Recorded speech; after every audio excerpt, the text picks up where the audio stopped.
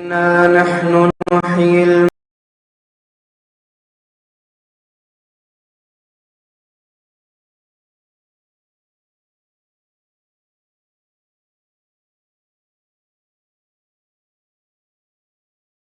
الموتى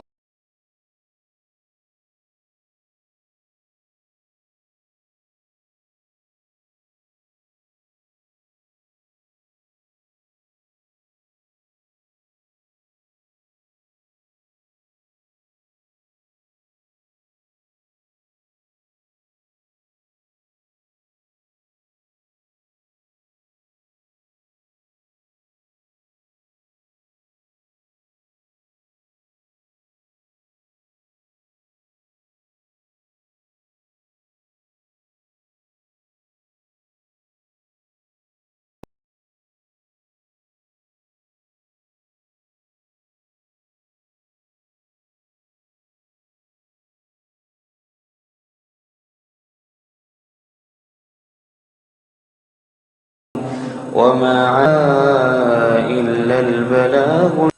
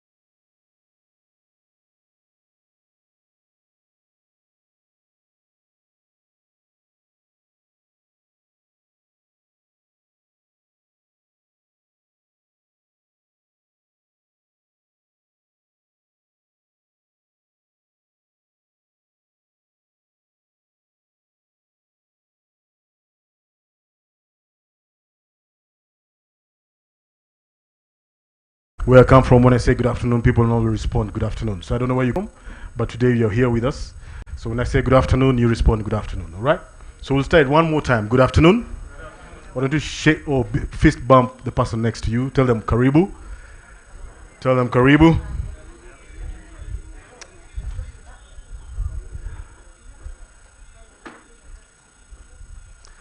Let's all settle down.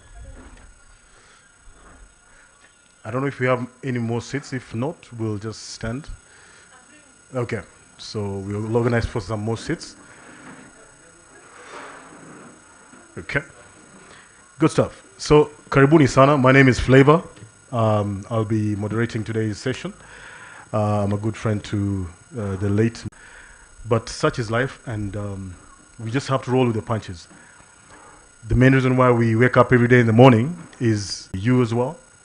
Will people say what they have said about our brother Suhayl? He was a great man, isn't it? Before we start, should you require to use the facilities out of this door on the left? The gents and ladies are out there. We will be serving some bitings later on. We will be having short speeches. If I call you up here to make a speech, don't make it a speechy speech. Just make it short and sweet. If you make it too long, there's a button here I will use. If the button doesn't work, I don't think there's anyone bigger than me here.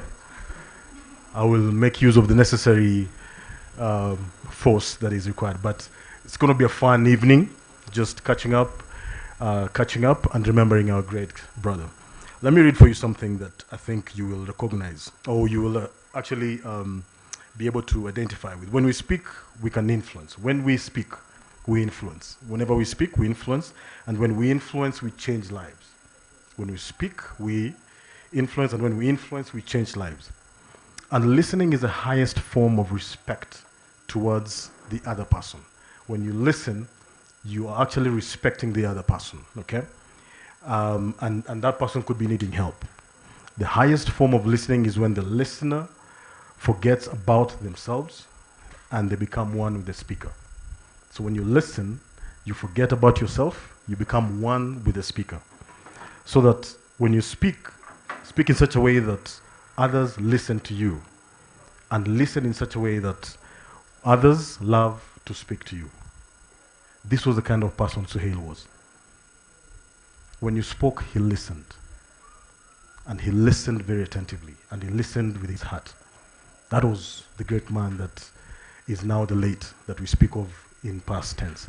But he lives vicariously in each of our lives. Everyone here.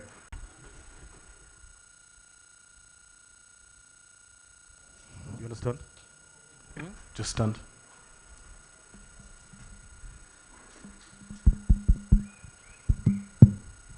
I'm going to read an ayah of the Quran. أعوذ بالله من الشيطان الرجيم الله لا إله إلا هو الحي القيوم لا تأخذه سنة ولا نوم له ما فيه السماوات والأرض ولا يؤوده حفظهما وهو العلي العظيم. Thank you, Adam. One of the things that is unique about everything in our lives was that the first words we hear in our life are, is this better? Is this one better? You're gonna go both? No, one of the first things that a child hears when they're born is the adhan in the ear.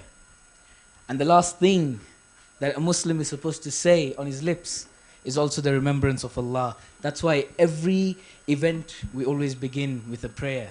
And I will continue after Adam. Adam was praying a verse of the Quran which invokes protection, speaks about Allah's greatness. And in that, it reminds us of our responsibility to Allah. Now I'll begin. I think I'll use just one. أعوذ بالله من الشيطان الرجيم بسم الله الرحمن الرحيم الحمد لله رب العالمين الرحمن الرحيم مالك يوم الدين إياك الذين أنعمت عليهم غير المغضوب عليهم ولا الضالين آمين. لو أنزلنا هذا القرآن على جبل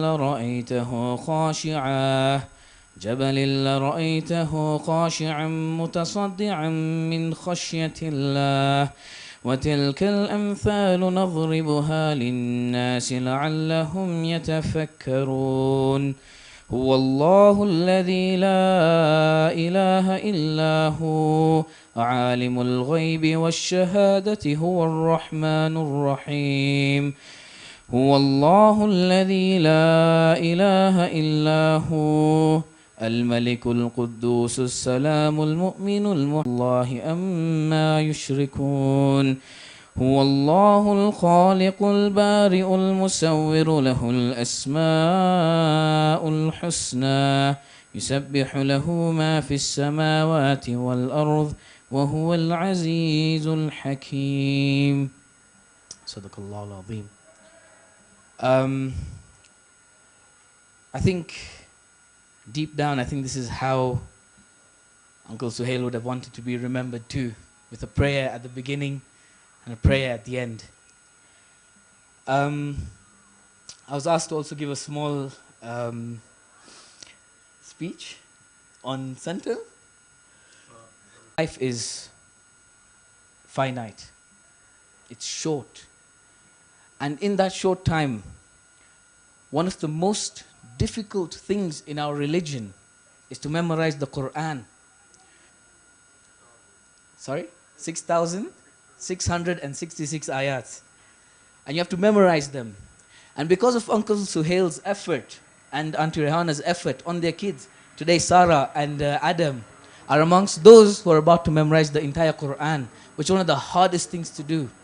And this just goes to tell you the kind of, we all know Suhayl, and today, inshallah, we're going to remember him through his actions and through the impact he had on our lives, inshallah.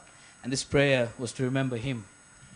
And may Allah grant him, wherever he is, the highest of paradise, and make us amongst those who will join him, inshallah.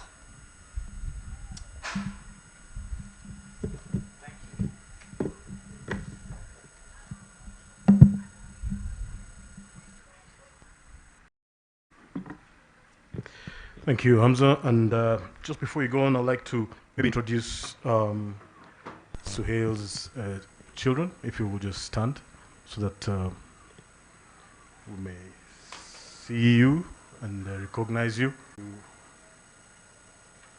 Probably just introduce yourself.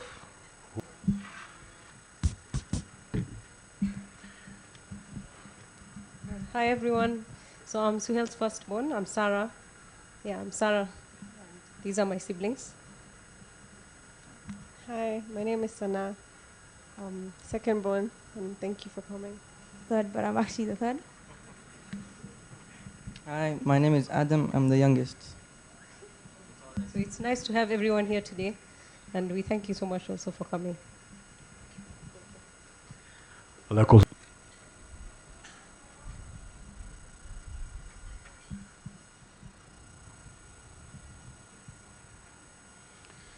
I was the father-in-law of Marhum Suhail. My name is Dr. Mustafa Kamani, and I'm the grandfather of these children. I'm sorry, I'm overwhelmed with this meeting. Ali. Thank you. So we will now just there are various people. Some of them are not here, but they're joining us online.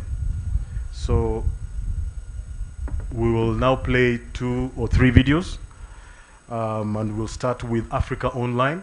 There are various places that Suhayl worked at, and so we'll just go randomly. Some of them will be online. You'll see them on the TVs. There's one TV right here, and there's one over there for these guys on this side. And then there's some people who are here physically with us who will come and just speak to us. So we'll start with the videos from Africa Online. James, are we good? Excellent.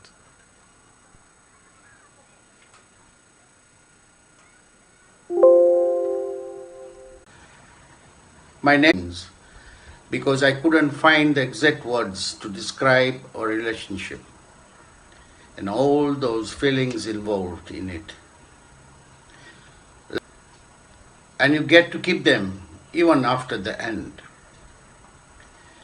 I worked with late Suhayl most of Africa Online right from the beginning after a successful Mombasa Carnival event, and that's when I met this Kipara, as I fondly called him. Even though we met through work, our friendship blossomed quickly, and we discovered we had a fair amount in common. By calling me Vipul Bhai, which in our change. However, Suhayl was always on top of things. Many major companies in Mombasa. Moving on, he was made the general manager in Tanzania. And I, of course, followed him. What a challenging time it was, traveling up and down, and Suhayl being a pure carnivore, loved his food. And I had the privilege of cooking most of the time. If Ken is there, I'm sure he's listening and he's smiling. Suhayl loved to travel. And we had this yellow Land Cruiser, which we called it a yellow submarine. And some crazy roads we used to take back then, back and forth from Mombasa every weekend. And he always told me if he were to retire from IT, he would become a game warden. Friends, this man not only picked out a positive character trait and then focused on it, but he was also used to spark action and conversation among the other people. I have never seen a great orator like him, and I've learned a lot from him. Today, I am in a very important position in Mombasa, and I give that credit to Suhayl. For even after parting years ago, we constantly kept in touch with each other and update ourselves. Suhayl, you are gone. Way too soon. And I look forward to the day I will see you again. Rest easy, my dearest friend. You fought so well. And you inspired so many. You loved so deeply and you lived so loudly.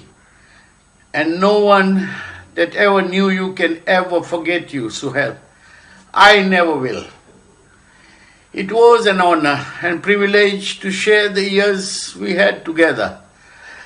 May Allah subhanahu wa ta'ala grant him the highest together for this great man who inspired so many of us. Thank you.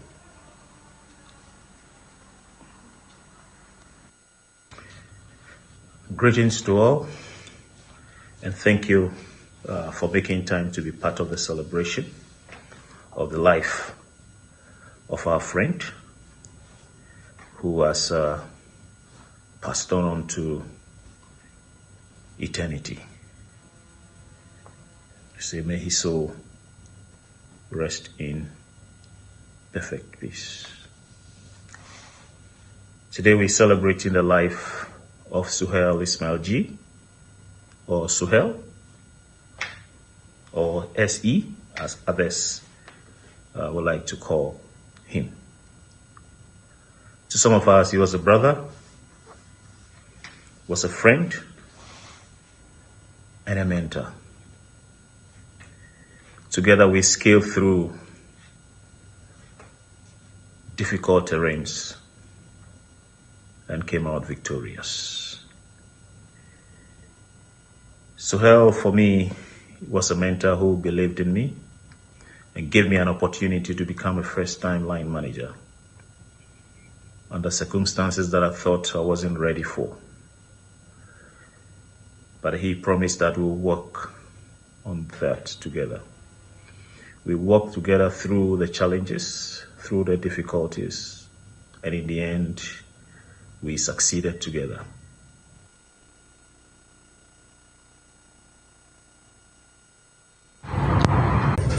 Sina mengi ya kusema, but yale ambayo nakumbuka tulikuwa naye wakati wa nyuma, kama alikuwa mtu mzuri, alikuwa mtu mnyenyekevu, mtu mwenye busara, na mambo ambayo nakumbuka mazuri aliwahi kunifanyia, ndio mtu wa kwanza mimi katika maisha yangu kuweza kunifanyia happy birthday yangu. So mwaka jana alikuja mpaka mahali ambapo anafanya kazi na kuja kunisalimia. I think it was the time alikuwa anasema goodbye kwangu mimi. So masikitiko makubwa, lakini kama tunavyojua sote tunjiani, na yale tuliyotufanyia mema sharti na sisi pia hiyo ni kwamba funzo kwetu tuweze kujifunza yale aliyotufanyia, sio tu kusema na hatutendi yale ambayo alifanya. Asante.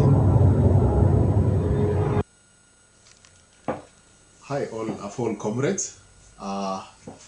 This is today I pay tribute to my friend, mentor, and colleague Suhayl. He touched so many lives, and I'm sure some of us can attest to that. I have known AC over the years, and my first encounter, I can say, was remarkable back in 2000. He really encouraged me during the lows and when I encountered challenges. After some years, AC moved to Tanzania to head a full Tanzania operation, and we still kept in touch regularly. We had some restructuring ongoing, and I was affected in Mombasa, and knowing how caring Suhayl was, he reached out to me and offered me a position to join a full Tanzania team. I later accepted. I accepted, and we were best of friends. And I can say this was a new adventure, and basically I got to know him well. What I can share the moments with AC is that there was a time I was going to visit a customer, and it was on our way past through a national park, and it was very interesting time when a herd of elephants were crossing, and we had to park the car, and they just, like barely, just a few inches from the car, and they all passed quietly. There was no movement. I can really say I freaked out at that time, and I thought we passed, and we were there, and it was really a fun moment, and I can remember very well. So guys, I can say we really had a fun, and I can't say all that happened during habari zenu.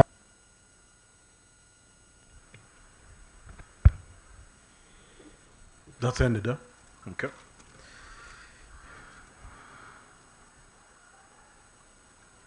So you can actually see, ladies and gentlemen, the kind of man this guy was. Yeah? Everyone who speaks how he touched his life, or her life, as we shall soon hear as well from some of the ladies that worked with Suhayl as well. It was impossible that you came into his field of vision and left the same. He always had a word for you. He always had a word of encouragement or a joke, and he had a look around him. And he always, like I said, listened with his heart. Let me give you a story that I kind of tend to relate to. We had a lot of stories with Suhayl. When we met, it was always laughter and fun times, no matter what we were going through. There was a time a man was going through a very hard time, and he was being followed by creditors. And he sat on a park bench, and he was very lost to himself. He was wondering what he was going to do because his company was bankrupt. And then suddenly there was an old man who came and sat with him on the bench. and asked him, well, what is the problem? How can I help you? And he asked this old man, what's your name? And the guy said, my name is John Rockefeller. And he told him that I will help you. And he gave him a check signed of $1 million. And he said, you keep this check, go and use it to pay off your creditors and your debts, actually your debtors, and you know, sustain your business. But I know that now I have $1 million because this is a check by Rockefeller, but I can now do business. And he went ahead and started committing the business and, you know, getting work, closing contracts and making big sales. Why? Because he had the assurance of that check in the safe. So after 1 year, as agreed, he went back to the park bench and he sat on the bench and this old man came. And before the old man could speak, a nurse came running and said, I hope he's not bothering you.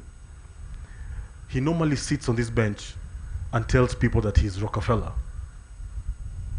So this guy had a check that was not actually Rockefeller's check, but he believed that that check was written by Rockefeller. For those of you who don't know Rockefeller, Rockefeller was one of the richest families in the United States.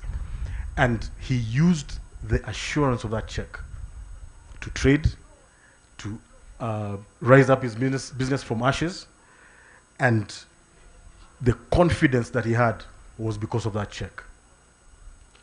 And many of us who interacted with Suhayl gave you that check, that confidence to go out there, do your sales, he understood tech. And I remember when I got my job at Africa Online and we connected with him.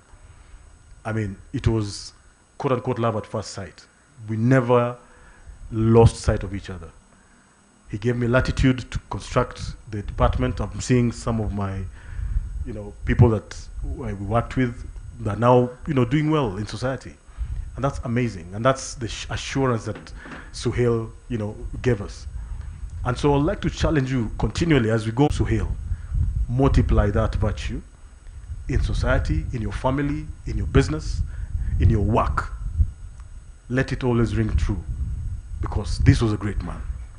So I'd like to now just call members of Africa Online.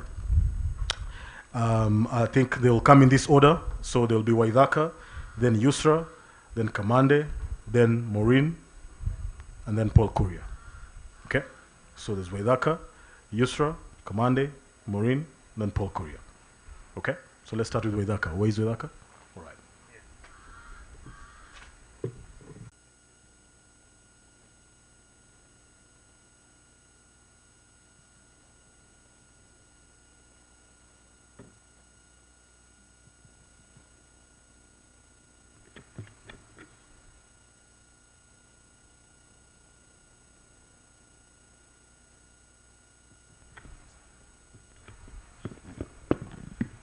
Good afternoon, everyone. So, I want to say a few things. As you know, Suhayl treated everybody special. So I'm going to speak about how he treated me specially, because I always felt special when we were together. I don't recall meeting him before 2000, when I moved from Africa Online Nairobi to Africa Online Mombasa. This was around about June 2000. And like Freva says, it was love at first sight. And we went on to do many good things. We built POPs with a team, Ali, Msava, Mbarak, many people. And we spread the internet around. And when it was time for me to leave the following year, in 2001, I was used to a company ride. And I told Suhayl, you know, now you are taking my ride to Nairobi. I need a ride. And Suhayl was quick to call. It took me some time actually to remember the gentleman's name, but he was called Mr. Pankaj. And Suhayl called Mr. Pankaj, and voila, I had a Toyota Corolla, KAP 365E. And that's what I drove to Nairobi. And that was my first official ride. Over the years, we kept in touch, and you know, Suhayl never missed a moment to say hello, catch up. We talked about many times about children, Sana and your siblings. I'm a family man, so every time we talked, it was always how my son is doing, how my daughter is doing, how you guys are doing. And I'm sure with everybody else, you know, the children were never far from any conversation. So much so that even when I decided to buy my wife her first car, I actually bought their car, the KX 818J. Yeah, that was became my wife's car, and it was pink in color. I actually gave it to her during her birthday, courtesy of Suhayl. I think I got when he joined Wananchi. He, of course, you know, wanted me to join him, and he got me a meeting in front of the Jamaican American. I can't remember his name. Oh, Johan Fanel, yeah. And he was, let me say, he was Amze, isn't it? So he kept asking me, "What do you know about HFC?" And I told him, "Sorry, I don't know much about HFC." And he kept asking, and I told him, finally I told him, "Sorry, I have to go because you keep asking me the same question for which I don't have an answer." And Suhayl was waiting outside. So Suhayl was a bit disappointed that I was not able to convince him to join. But later on, when I joined Wananchi Online or Zuku, it's around about the same time that Suhayl was leaving. So we never really got much time to work together. Moving on, 2020, I think it was around about, he used to call me in 2020 over, you know, few technical issues that he needed advice for. And one time he told me GBHL was looking for somebody to run IT. And I told him that, you know, I was interested. And he forwarded my CV, you know, a few interviews with Zainab and the team. And I moved to Mombasa last year in July with my family. So again, Suhayl was right there. And this moving to Mombasa actually now gave me an opportunity to work together with him. And we met now regularly. And the meeting was actually on December 18, when he came to the office because there was a project that he's been doing. And then we left together. Actually, I drove him in my car. And we went to meet Riaz Bachani in Nyali for lunch. And we stayed and we had a very good lunch on that day. It was a Saturday. And he left because he needed Riaz to drop him, because Riaz needed to take back the car that he was using. And that's the last time I saw Suhayl. And we had a good lunch, we had a good meeting. Then a couple of days later, he texted me to ask me how I was. This was on December 22nd. So that's the memory I have of Suhayl. And, you know, he was a great man, a visionary. Every time he met me, he called me chief. I read from the tributes that other people are called Bocho, you know, and the rest. And I'm sure there are people who are called chief as well, but mine was really special, right? Because every time, even if he spoke behind my back and said chief, I knew that was Suhayl. And, you know, over the last December especially, we had a few meetings. Yeah? There's somebody who had his foot, must have been you, no? But that time there was just two issues. But anyway, Suhayl was a great guy. I've never seen anybody who was as human as Suhayl was, because Suhayl was a really good man. He had no, how can I call it? He had no respect for color, position in society, religion. I don't think the guy has any boundaries. Really good friend and somebody who has been in my career path, as somebody that I enjoyed speaking and working with. And sad to say that I really, really miss him. So I have a Bible verse as I close. It's Matthew 5, verse 4.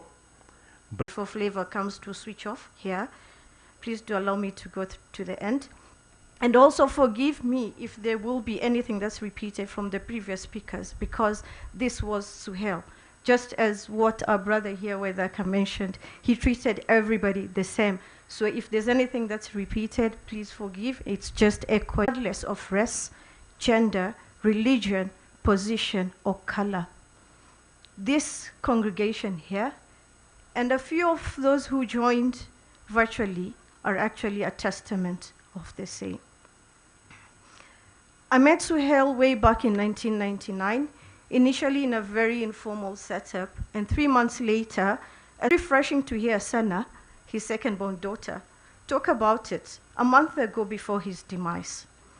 3 months into my role, I had to make a decision as to whether I should go on with the role or go back to full-time studies. Definitely, I consulted the HR manager at that time, that was Joy Kemibaro. And she was, but then when I reached out to Suhayl, he encouraged me to think through, as he was aware of my growth ambitions, both in studies and career. 2 days later, I got back to him and confirmed that I was very happy to stay on and continue with evening classes. Suhayl had an amazing foresight. And I guess this is what I came to appreciate much later in the year 2000, when he handed over his corporate accounts to me as he prepared to take up on the bigger role in Mombasa office from Zainab. Sometime in August, the same year, that's 2000, I got to sign up my first big corporate deal. And it was really an amazing story, which I'd like to share with us all here. Suhayl had a bit of information about the customer that I was going to sign up. I think they had been negotiating for almost a year without closing that deal. This customer was just a floor below Africa online offices at Cannon Towers, for those of you who know where we were. So the CEO at that time called Suhayl and wanted to negotiate. At the same time, Suhayl was going to have a meeting with Zainab at around 2:30, and it was 5 minutes to that meeting time. Suhayl came running to where I was sitting, and he said that the right person that I was looking for. And those were his words. So I asked him, what's up? Just the way he would, what's up? He said, I want you to go meet so-and-so. I think he's ready. I looked at him and I said, this is the same guy you've been negotiating for almost a year, and what makes you think that I'm going to sign him up? He said, just go collect the check. I looked around, looking for my colleagues, trying to see if I had what I had. Started to sing stars, butterflies, elephants, everything in my tummy going up and down. And I said, the boss has just spoken, who am I? I ran to the washroom very quickly. Like I said, this customer was just a floor below us. I ended up getting into the lift, going right into the ground floor, not knowing where I was heading to. But later, I went to the reception and asked if I could meet the CEO, hoping that, again, he was also busy, held up, and didn't have time for me.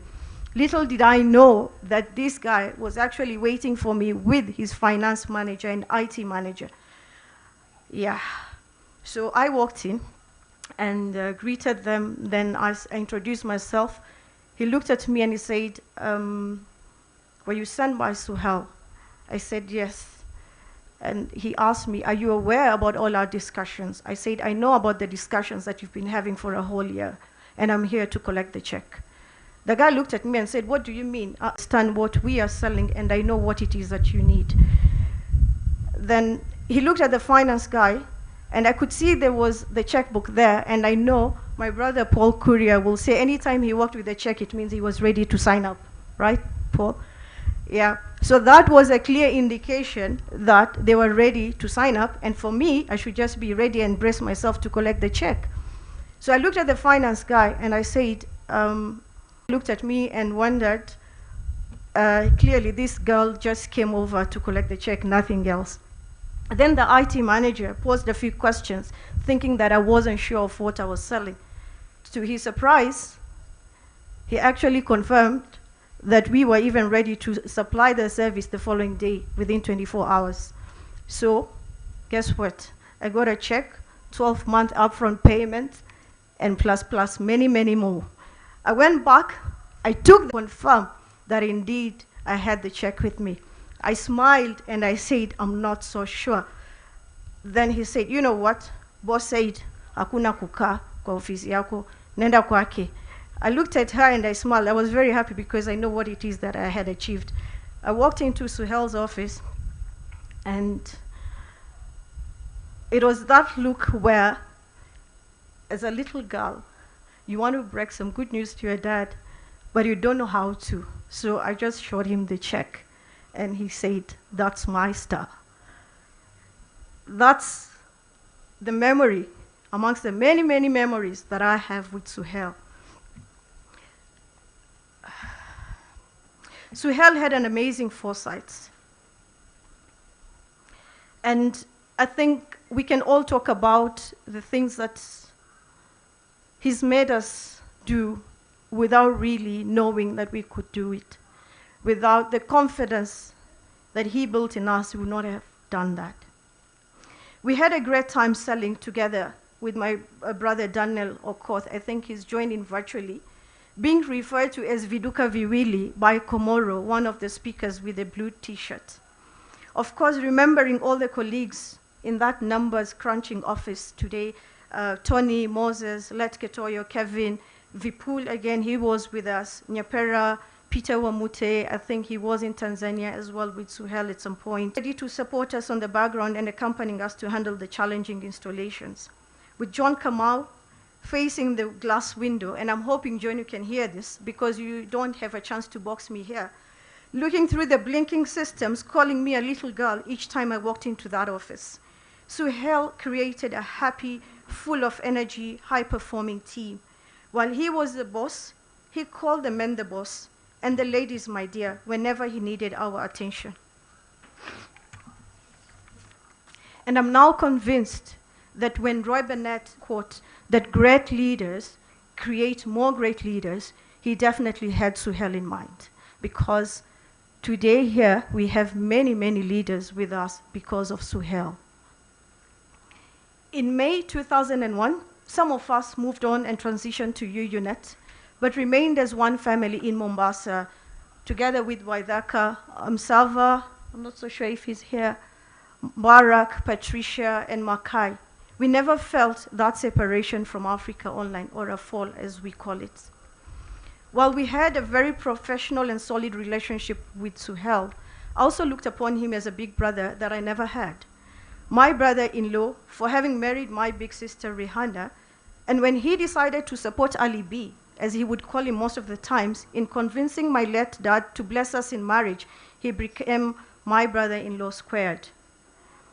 Essie, as we eventually tagged him, was a great person, a great listener, a great teacher, a great motivator to many, and always had an interest to learn new things at work and off work. He kept good friends, we are all good friends, and grew his network to an extended family. All his friends knew his family and the other way around. And it's not a surprise that Flavor could pick Adam's sitting style. Suhayl was a peaceful person.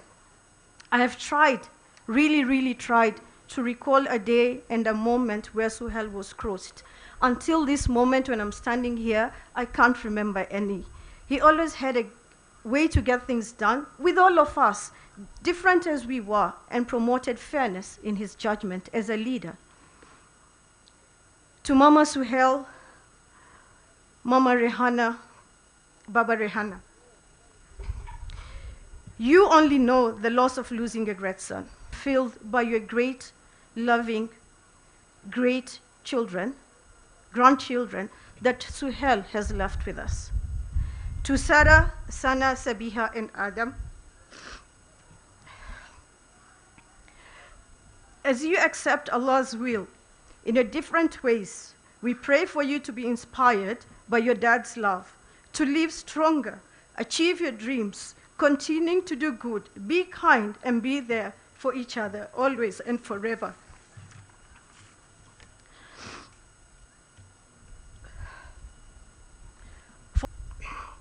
We come a long way with Rihanna. We actually come from the same village, as you would call it, that is Malindi. The dad here Rihanna's dad, and my late dad were best of friends. Dr. Mustafa played a very key role in our union with Ali. Hence, they're actually a family. For my sister Rihanna, may Allah soothe your aching and grieving heart. May your healing and patience be as easy as it was the meaning of your loving best friend, father of your kids. For those who didn't know, Suhayl meant ease. We say, Inna lillah wa lahu ma a'ta wa kullu shay'in indahu bi'ajalin musamma. Fastabir wal tahtasib. أعظم الله أجرك وأحسن عزاءك واغفر لميتك إن لله وإنا إليه راجعون. To him we belong, and to him we shall return.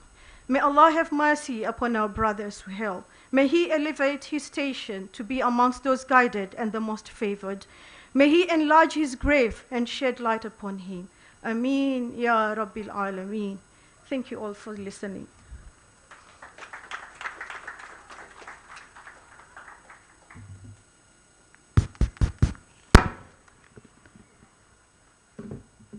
Thank you, sir.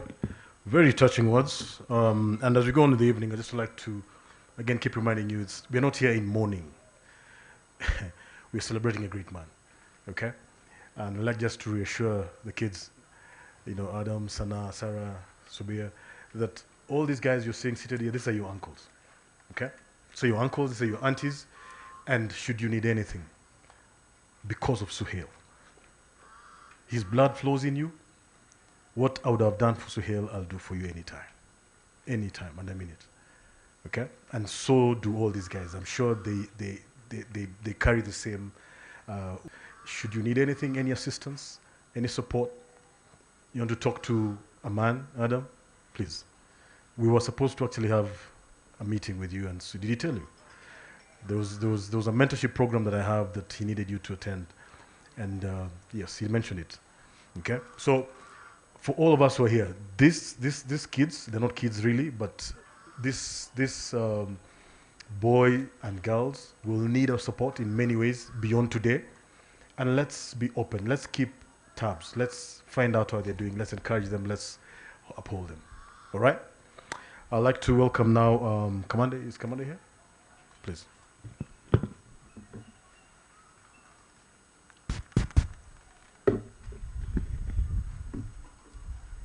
Good evening to you all.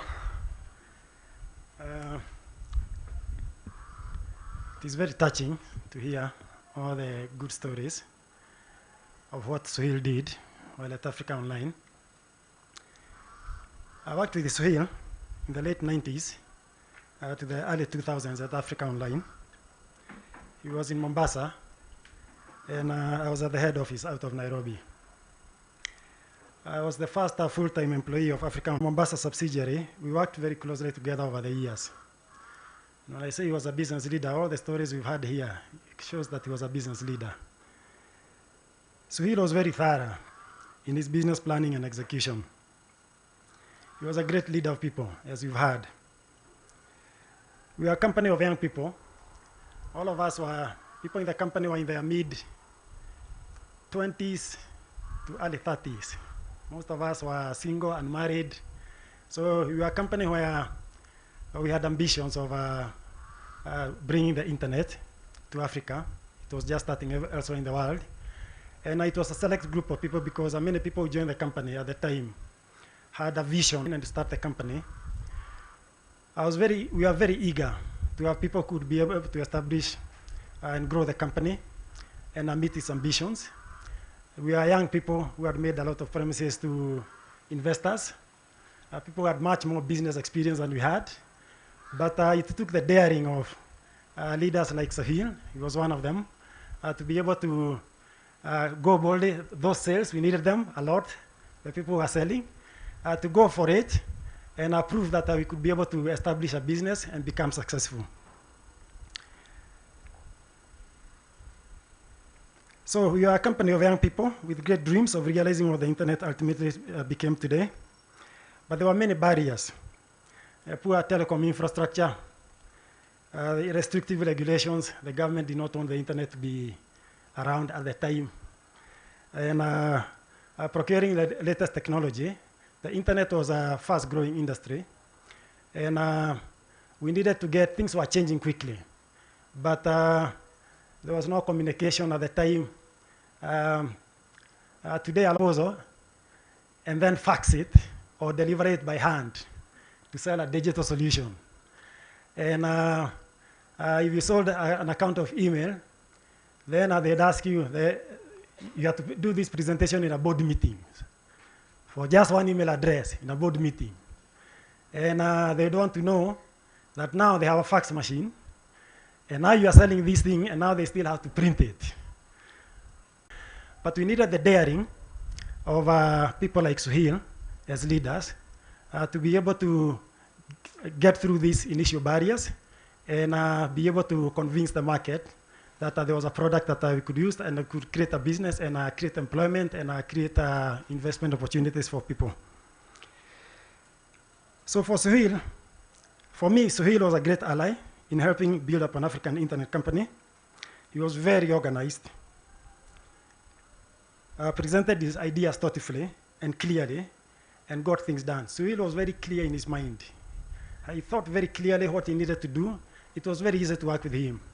To work with Suhayl was not doing business. You know, if you're an executive in the company, the pressures of meeting sales, getting technology going, keeping it up and working, getting good employees, there's always a lot of pressure. And there was a lot of pressure on me because I was in charge of many businesses across the country. So Suhayl was a very dependable person, and he always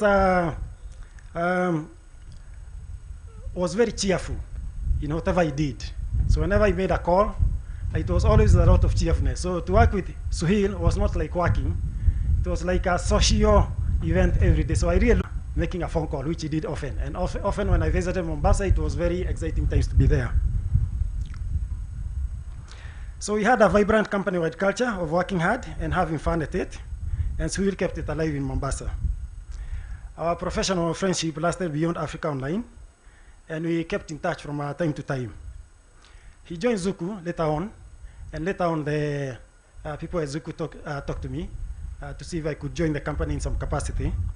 And I consulted Suhayl so he could give me some insights into how the company was before I made my decision. And he gave me a very useful. I joined the company, and we did a lot of great things with a lot of people I've seen here from Zuku. And so we kept in touch in that way. And then later on, he kept me updated on his career moves as he made them. And I always look forward, it was either by email or phone call. And I always look forward to his email, seeing his email or his phone call.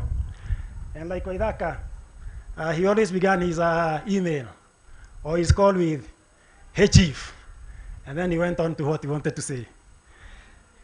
Now there will be no more "Hey Chief," but we are very grateful for the time we spent as we've had. May your journey to the beyond be a pleasant one. We'll miss you, Suhayl.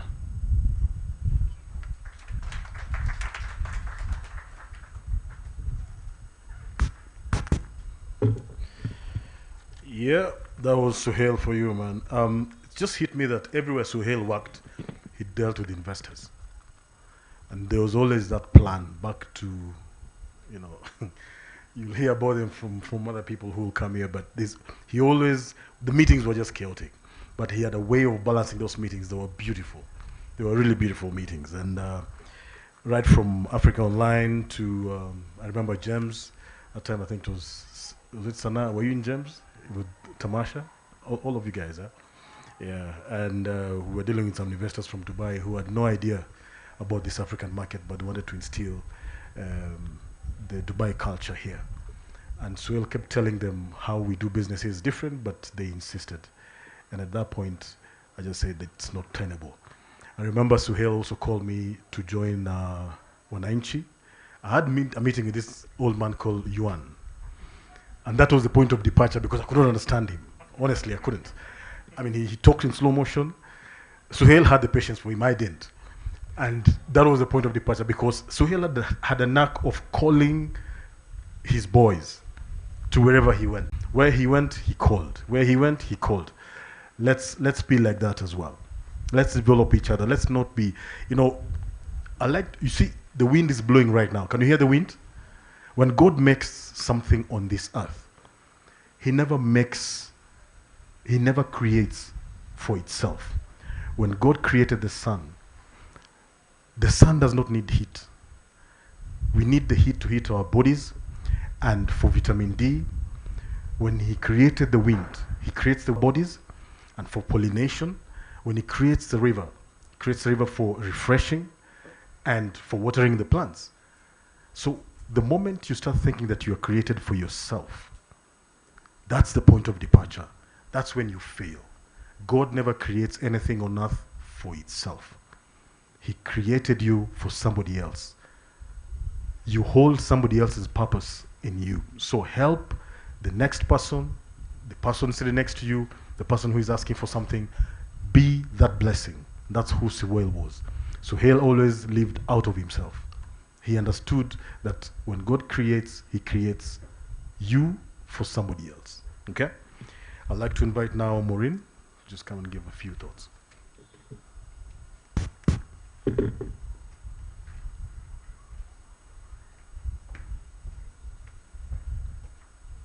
Good evening, ladies and gentlemen. As you've heard, my name is Maureen. I met Suhayl in 2002 when I joined Africa Online. He was the last person to interview me at Africa Online Mombasa. And I remember I asked him, is this the last interview? Because that was the longest interview session I'd ever had. I've been interviewed by 5 people over a period of 1 week. And he told me, yes, it is the last interview and you have the job. And he told me, my team works hard and they play hard. And you've heard, Suhayl was a visionary, but he also loved people. He loved the people that he worked with, he loved his family, and he enjoyed spending time with people. Over the years, I worked with him in Mombasa, and then, Flavor, I think you're being a bit exclusive of the rest of us. He called me to Tanzania. So he called the girls as well, not just the boys. I worked during the times we'd go and sell to clients and set them up. They'd be so amazed to have a lady go in and sell the solution and connect them. Like by the time I'm leaving, the service is working. Everything is working. They didn't have to have another technician come and sell. And that is because of how he taught me. You've heard Yusra saying that she went through a very rigorous training program. And the training program was rigorous because you had to understand what it was you were selling. Suhayl loved his family, his girls, and Adam, and his wife. And in loving family, he created family everywhere he went. Africa Online was family. Like you felt part of this big, great thing, and that whatever you did mattered to everyone. There was no infighting, there was no competitiveness, there was teamwork, and that is what he instilled in us, teamwork. And over the years, Suhayl mentored me in everything, like my career path, everything I this new job, and this is what I'm expected to do, and he'd give me advice on how to be able to navigate and how to get to the next level. My career is where it is right now because of what I learned from him. Suhayl, as you've heard, did not he did not look at who you are in society. Whatever your station was in life did not matter. He treated everyone the same. He was a man who did not care about your religion or your gender. Like you could do anything and he would help you be able to achieve your goals.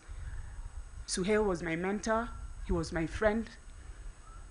He was like my big brother. And when I got the news, my heart broke for Rihanna and for the children because they were his life. And so I just say this to Rihanna and the children. May God keep you. May his grace settle upon you. May his peace be with you. And may he envelop you in the love that Suhayl had for you guys. And for everyone else whose life Suhayl touched, please go ahead and touch someone else's life, because he taught me that whenever you leave a room, leave that room with people feeling better than when they walked in. Thank you.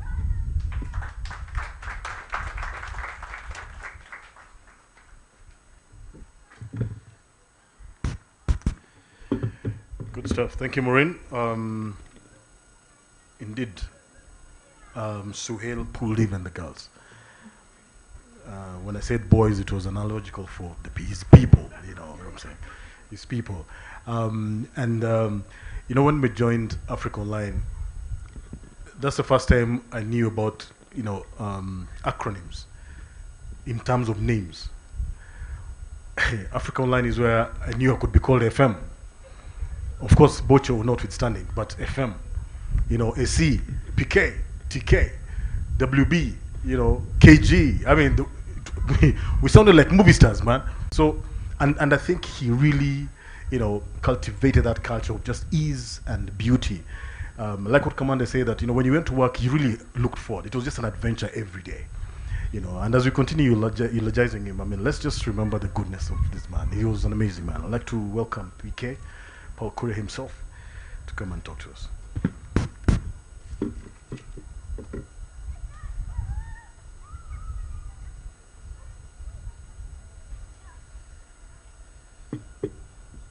Good evening, friends and family.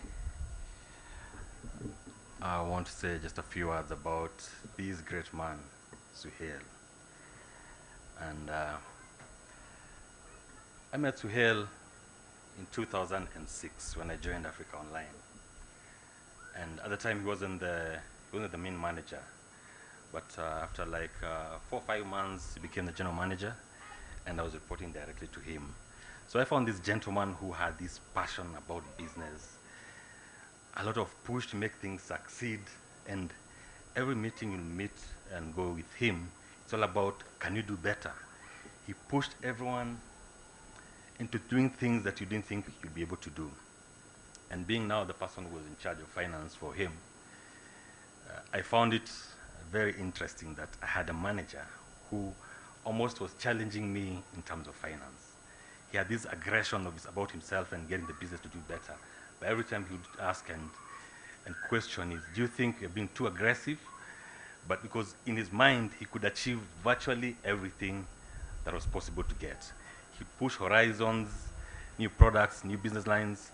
And the only thing I want to know is that, is whatever I'm thinking rational and realistic? But you had a man who had that passion for business, passion to get things and extract the best out of individuals. And I was really delighted to work with him for over, I'd say, 6 years. And just like a few colleagues said over here, he hunted me again after he left after he left Africa Online. He found a way to get me to Wananchi Group Kenya. Again, the place where we worked for around 4 years with him, and still the same passion with him. You could see in every activity that he was doing, he was that kind of person who was really driven. So he had really made leadership look very easy. He's one of those people who, in a meeting, even when he was leading a meeting, it would appear very easy, and leadership was one of those tasks which you didn't think was difficult. We had management meetings where you were happy to attend. It's not a drill, but you get the business done. But he's one person who would make sure the business gets covered, it's detailed, but a human who had such passion to get things done in a way that didn't make people feel intimidated, but still gets all the boxes checked. Even when Flavor talks about him and the money issues, he still made sure that we get the business flowing and afloat regardless, but he still push you, but in a way that you don't feel like I'm being driven out of place.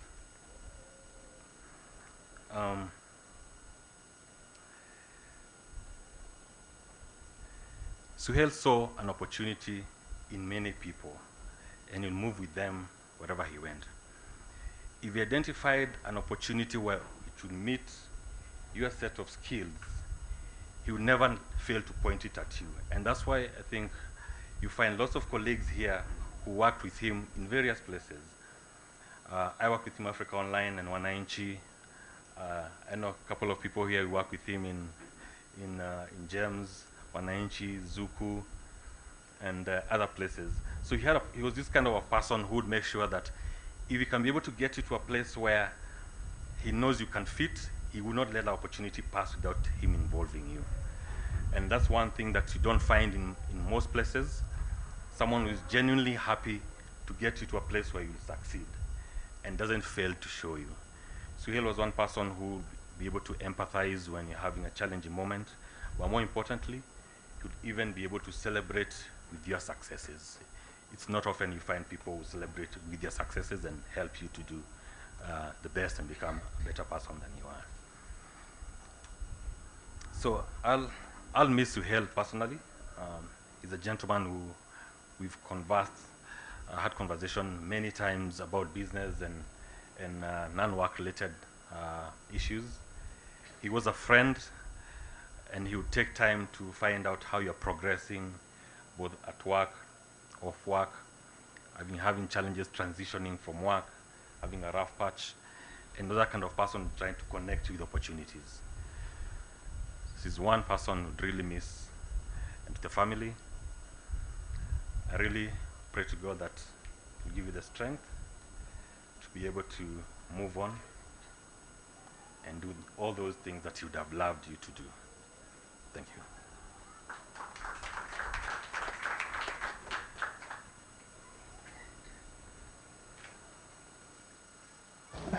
Good afternoon, my name is Ben Minor, and I had the pleasure of working for Suhayl between the years 2006 and 2010 at Wananchi, Africa Online first, and then later at Zuku Wananchi. I've been asked to keep this to under 5 minutes, which is going to be a stretch, but I'll try. Let me start off by saying condolences to Suhayl's family. He was loved by many of us, and we will sold his arms or his wings, and he taught us and he trusted us with things that other people wouldn't have trusted you if they looked at your academic record, if you looked at your career experience and things like that. But Suhayl, that's the kind of person he was. He gave you an opportunity when perhaps nobody else would. 2, leadership. And I'd call this almost like a servant leader. Suhayl was not the kind of boss who wanted to be feared or had specific rules of like, if I do this, the boss has to do this, or you don't do this when the boss is around. No, Suhayl was one of you. He was one of the guys. He wanted to earn the respect from each and everyone that he worked with or who worked for him, as much as he wanted you to earn his respect. You didn't bulldoze his way. He actually let you reason out your thinking, and when you failed or not, he was very gracious with his second and third chances. And I think I'm not the only one who's going to testify or say that about him.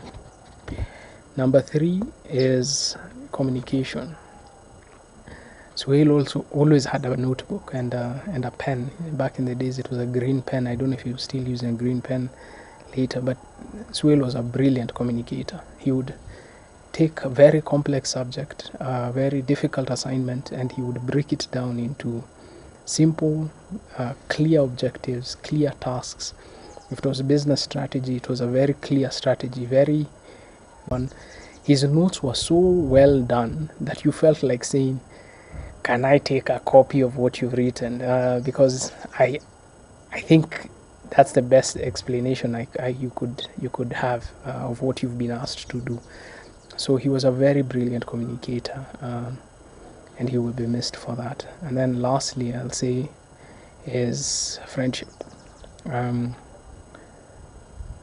It's been 11 years since I worked for Suhayl.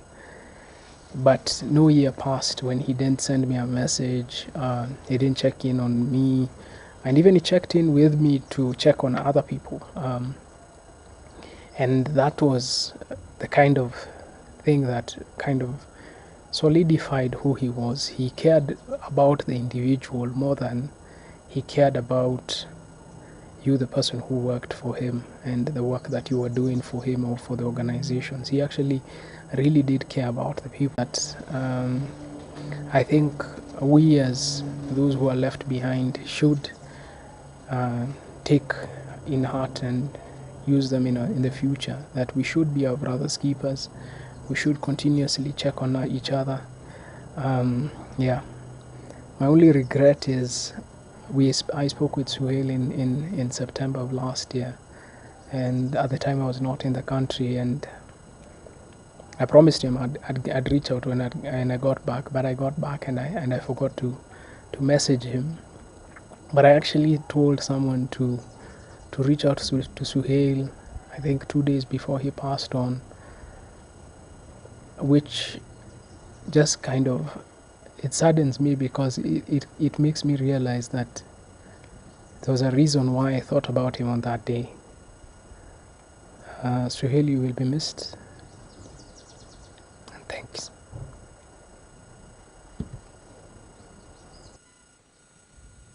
Hi everyone, this is Gunnar. I'm in Puerto Rico now, and I was very sad to hear about the passing of Suhayl. He was a great colleague.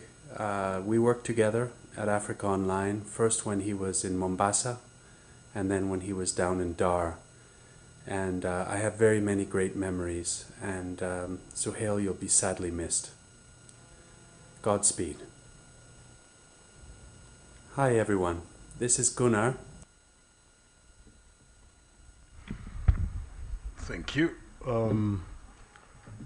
Ben is actually in the house. BM. Just wanna just wave to the guys. BM is a very good friend. We visited South Africa with him, having been sponsored by Suhayl to go. I mean, he didn't. He would have gone himself. I mean, many bosses will say, budget equal, mimi ndo naenda. That's what people will do, most bosses. But Suhayl, ceded his space, managed to, give us the opportunity with BM to go and study a technology that was called iBust. The story of iBust is the story of another day.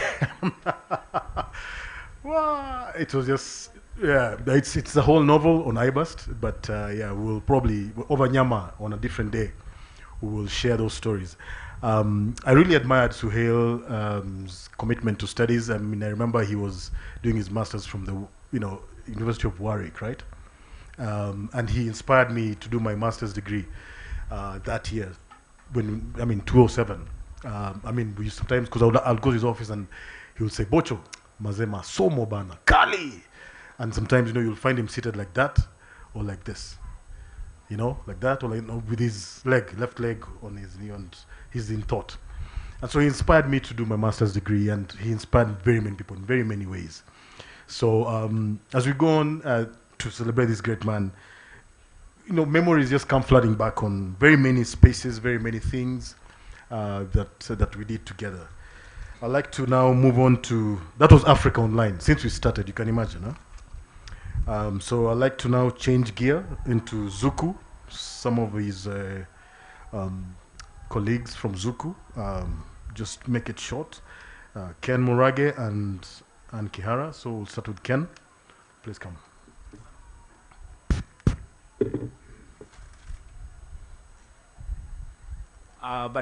Gioni. My name is Ken Murage, and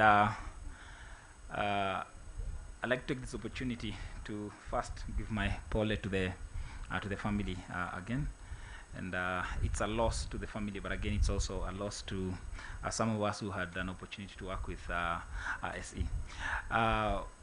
My story goes back in 2008, and by age you can tell that Suhayl was older than me by quite a number of years. And when I met him, I was actually a techie. I met him when I was at 4 years after campus. Had been working with a KDN dealer then, and I joined Wananchi through relationships through RIAs and some contractors called Extreme Networks. That's how I got to basically join Wananchi. And we were the first installers. And when I say installers, the people who would put radios in your houses, run a small cable into your house, and basically do a small configuration, get your computer connected, would put a wireless router, and basically give you Wi-Fi in the house. And that is what Suhayl called us to do. And when we joined, we were quite a group. We were like 50 or 60 techies. So a lot of people who'd come through from campus, small diplomas and all that. And when I joined, we used to have those monthly meetings, and at that time we had a very small office at Westlands called Epic Center. And Suhayl was always with Anna. Anna, at that point, Anna by the tulikuwa tunakita kibeti ya Suhayl. Those are things we never used to. Suhayl anakam. And all of us would basically style up.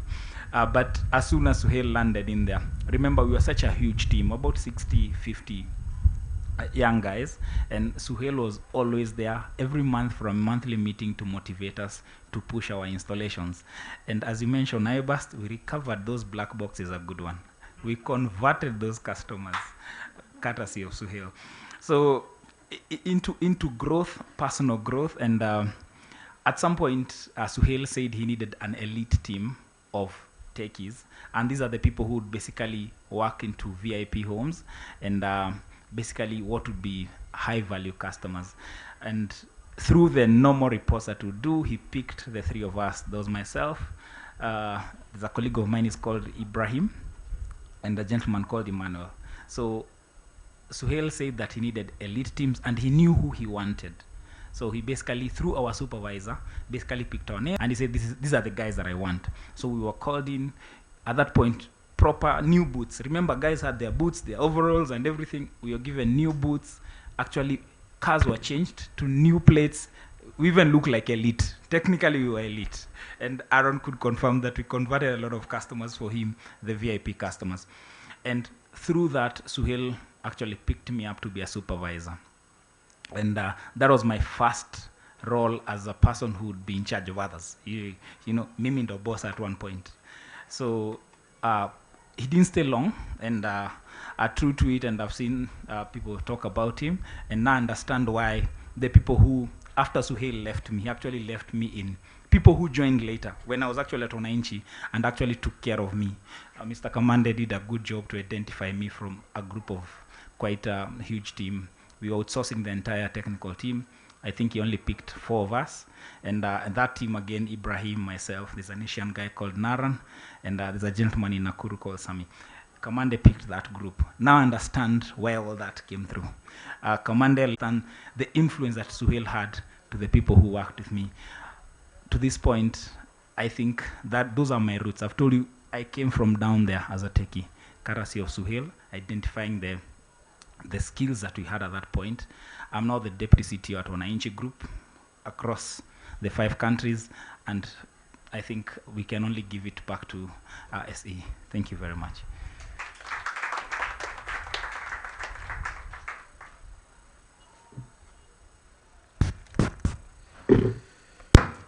Thank you very much, Ken. As we go on, we're about to come to the end of this evening, but we're going on very well. Anna, Kara, please come and talk to us.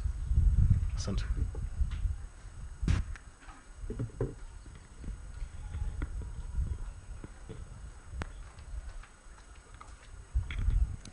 Hi people, ladies and gentlemen. My name is Anastasia Kihara. I didn't know mimi ndo nilikuwa kibeti ya Suhayl, but I met Suhayl in 2008, I think, when he came to Zuku. And a lot has been said about him. And yes, when he joined, I was a receptionist there. And like what they're saying, he knew who he wanted to work with, because he came in as a boss at Wananchi, because I used to call him the boss. And he conducted a number of interviews himself, And one day, I just went to his office past working hours, and I told him, "Essie, is how I'm already acting as your PA, so just give me this job." It was like, "Allah, Anna, just like that?" He said, "Yes, just like that." And that is how I started working for him as a PA in Wananchi. All I can say is I've learned so much, because there's a time we were rolling out this the fiber, the coaxial network in different phases, and he needed someone to do the operations, and he kept on asking me, "Anna, do you want to do this?" I was like, "Yes, I can do this role. Can you give me this role? Can I like manage it?" And he was very, very okay. I know different sides of Suhayl. I know him as an aggressive person, and I know his soft side. Because I remember one time, it was during Ramadan, and I was new being his PA, and he was working late with Riaz.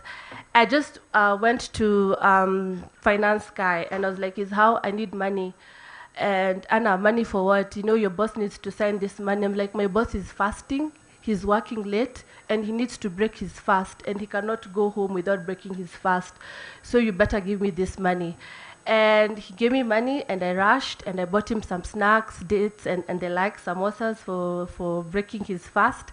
And it was a surprise. I was just surprising him. And since I had to leave, it was the end of the day, I just went to the training room, and I was like, "Essie, I'm leaving, but I have some snacks for you in your office. When you want to break your fast, you don't have to rush home." And like Aaron put it some time back, it was like we used to like play, you know, like a cat pull and push, because at times Rehanna would call me, like, that is Suhail's wife, Anna, that's how Suhail used to call me, Anna, and then Rehanna would be like, "Anna, Suhail is on a diet. He should not eat anything like junk food. Make sure he eats healthy." Then lunchtime comes, "Anna, my sandwich." I'm like, Rehanna said you can't have sandwich anymore.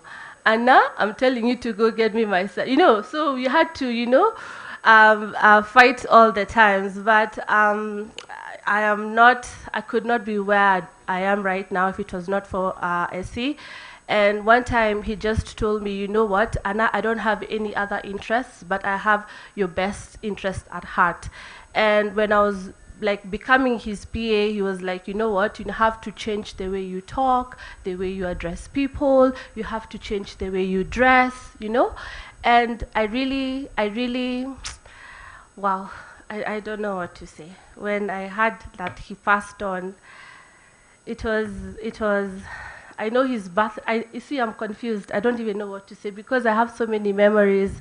Because now I know his birthday is next month, March 27th. And every month, every year, I would call him. I'm like, "Essie, is how happy birthday," you know? I was like, "Anna, you remembered," you know? He was just,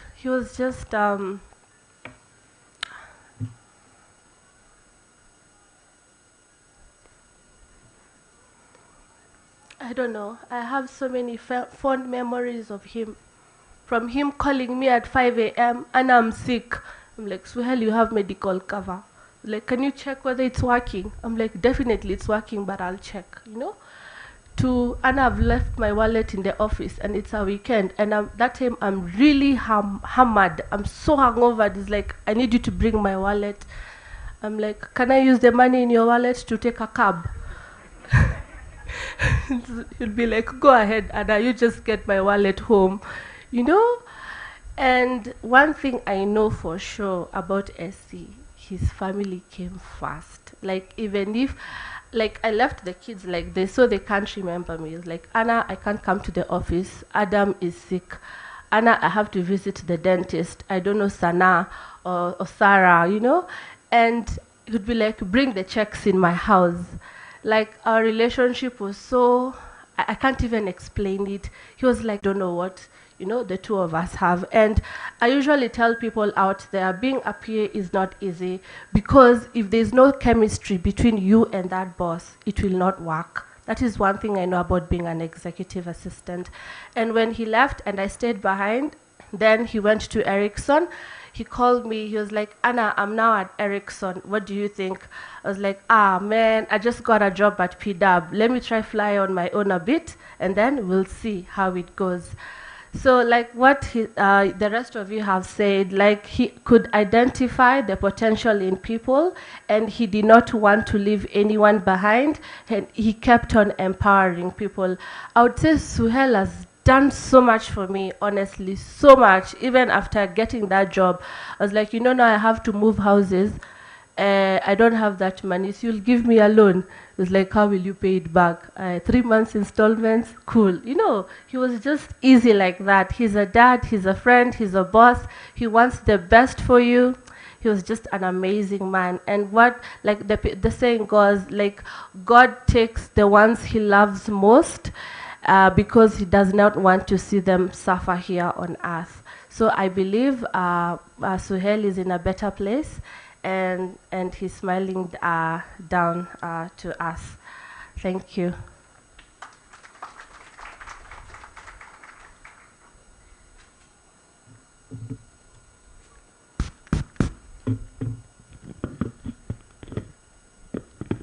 Do you imagine having a boss that you can actually just say, is how? Did you, how many is house she said? Suhayl was easy like that. We now move on to James. James Cambridge was an amazing place that we worked with Suhayl as well. I was his business development director for East Africa. He called me and told me, Bocho, kuja tumenyane na education. I told him, education, bwana. Ay, masomo. How is that now, man? It's so left field. Tumetoka tech, tumeingia education. Say, come, kuja tumenyana nayo. And we went and we did what we did at GEMS, and we had an amazing time there. And so some of our colleagues are not here with us, but they recorded something that we'll just want to listen. I think there are 2 clips, and then we go on to Centum, then Vituzote, Capcom, and then we'll come to the end of the day. So let's play those videos from GEMS. Hi, here I am in Dar es Salaam, remembering my very good friend Suhayl. He was a champion. He looked after me. We had some real tough times in GEMS. We struggled to get a school off the ground, which had been poorly planned and poorly thought out. And he looked after me, and I hope I looked after him. And when I had to leave GEMS, he looked after me again. He was a great guy. A storming guy. I loved him. He will be sorely missed. I'm lost for words, really. I hope his family will remember him for how good he was, and he was just an amazing man. Sorry to his family, sorry to his friends. You know, we will look back and we will remember the amazing times we had with him because he was an amazing man. Hi, here I am in Hello everyone, my name is Michelle Henderson and I work with Suhayl at GEMS as the head of primary. I'm so sorry I can't be there today, and I'm sending all my love and positive thoughts your way. It was so easy to think of all the positive things to say about Suhayl, but the one thing that came to mind was that big smile of his, because behind that smile was just a gentle soul and a wonderful gentleman. So one thing I think was really special about Suhayl was his morals. He only did what he believed was the best for the school, which therefore was the best for the children. So he'd won me straight away. Suhayl actually went out of his way for me at one point by kind of empowering me to take risks in my career, and also just by supporting me and just saying, hey, you've got this. So he actually was really, really a kind guy that went just the extra mile for anybody who he believed in, and it was always for the right reason. He was moralistic, kind, loving, and a true gentleman to everybody. I even remember the first time I met him was in Dubai before I transferred over, and it was just this man that came through the crowd, like, "Hi, you must be Michelle. Hello, my name's Suhayl." And I was like, "Oh," and he just said to me, "As soon as you come here, I will make sure you are safe and you are welcome. Karibu sana." And I'm like, I don't know what that means, because in those days it's all new to me. And he was just fantastic. And the moment I stepped off that plane, again, that warm heart was ready to receive me. So I want to send out my sincerest apologies to the family for your loss. It is a big loss, and I'm sure you'll take time to grieve. And I'd like to just send my love to everybody there today, and keep safe, keep well, and I hope you have a pleasant time today. Take care. Hello, everyone.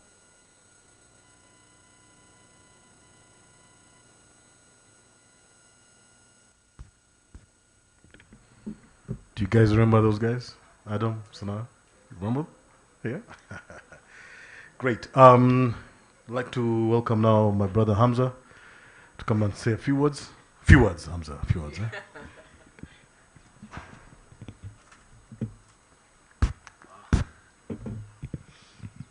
Few words, huh? I don't think anyone here has few words for Suhayl. But where do I begin? We're both family and we're both professional. Alhamdulillah. I think I met Suhayl almost 20 years ago.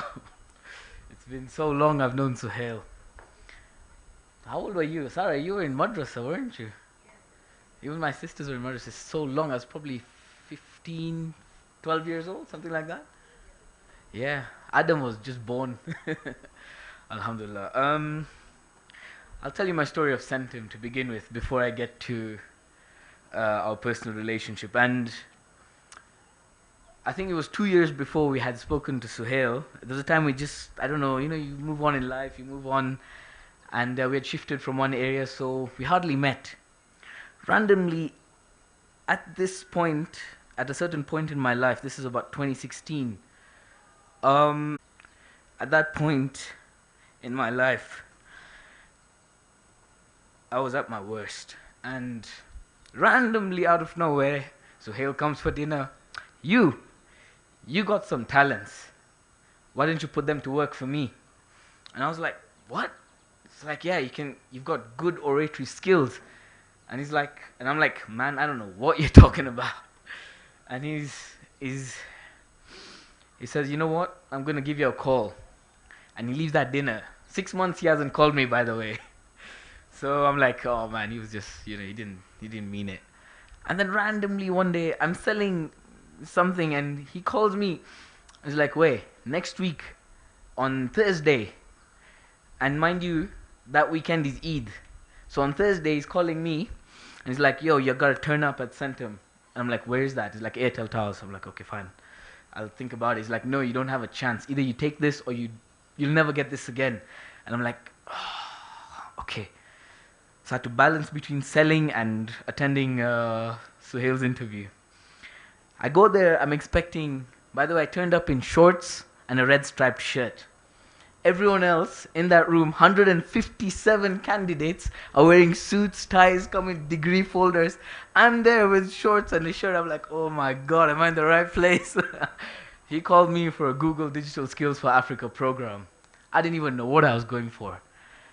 And then suddenly I'm around and this guy asks me, hey buddy. I'm like, yeah. He's like, what do you do? I'm like, nothing. What do you do? He's like, oh, I'm a double master's, computer sciences. And I'm like, oh my God, I'm definitely in the wrong place. And he starts training us. And he says, at the end of this training, each one of you is going to have an interview. If you pass this interview, you get a chance to work with Google. And I'm like, whoa, Google, yeah. That's what's up. I'm not getting in. So he trains us. He mashes it into us properly. And he says, okay, Thursday, Friday is your interview. Next week, Monday. Thursday, Friday was the training. Monday, Tuesday next week. That now is going to be your interview. Guess what? I skipped half the training. I dodged the weekend. It was Eid. So I'm celebrating, having a good time. And then Monday comes and I'm like, oh no. We got to go for the interview. And you know what? I called him. I said, I'm not ready for this. And he's like, you know what? Just turn up. Do your best. Just do your best. And I'm like, okay.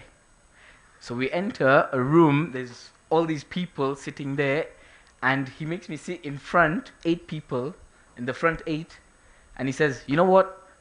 You're literally the third person to present after everyone. And I'm like, listen, I need a chance. Put me behind so I can practice. He's like, no, sit here. Either you know what you're doing or you don't. And I'm like, okay. And I'm so nervous. I'm so anxious because this is the first time. Mind you, I go for an interview and I'm wearing like a cardigan and jeans and the same red striped shirt. I don't know what I had obsession with that shirt. And I'm so anxious. And he reaches me and he's like, there was Dipankar Paul. I don't know if all of you remember. Do any of you remember Dipankar Paul? Do you remember him? Yeah, Dipankar was there, and you know how scary he was. He was the president. Suhayl was VP, and there was, what was that lady's name? That Indian lady? The really scary lady. She was there too. Anyway, I'm terrified out of my wits. I go. He says, do your best. I go do my presentation. And believe me, I'm coming from such a tough situation. I don't want to go into all that because that's going to take so much of the time. But this man lets me do my presentation. And as I'm walking out, he gives me this exam paper. It's like an IQ test of sorts. And finish it. And I'm walking out. And I go into the lift. And I'm so anxious. I'm crying because like, yes, I did my best. I did whatever. And I get a text from Suhayl. He's like, you're in. And I'm like, what? He's like, yeah, you're in. I'm like, oh man. That was one of the greatest moments in my life. One of the most pivotal moments of my life. Like the peak of my life. The peak of my training, my career. Everything happened because Suhayl chose to pick me up at the lowest point and took me up to a point where I became the lead trainer, lead Google Digital Skills for Africa trainer in Africa. And I got an award for being the top 1 that year. Alhamdulillah, and after that, he mentored me and I became a master trainer. And through that, we trained over 1.2 million people. His touch doesn't just extend here. The reason I tell you this story is because his touch doesn't just fall with us. It falls to 1.2 million people that don't know that Suhayl was behind the project that has enhanced so many young people's lives. Me being one of them. And for all those who remember Suhayl, his favorite thing with me and my family was our barbecues. It was the most legendary thing that we could do was our barbecues. Adam, me and Suhayl would sit in his balcony and we'd be grilling for hours, just talking all sorts of, I don't know, but, and alhamdulillah, I've had the honor and privilege to be in so many parts of his life, and he's been in so many pivotal moments in my life. Today, alhamdulillah, I'm independent because of Uncle Suhayl. I can make decisions on my own because of Uncle Suhayl.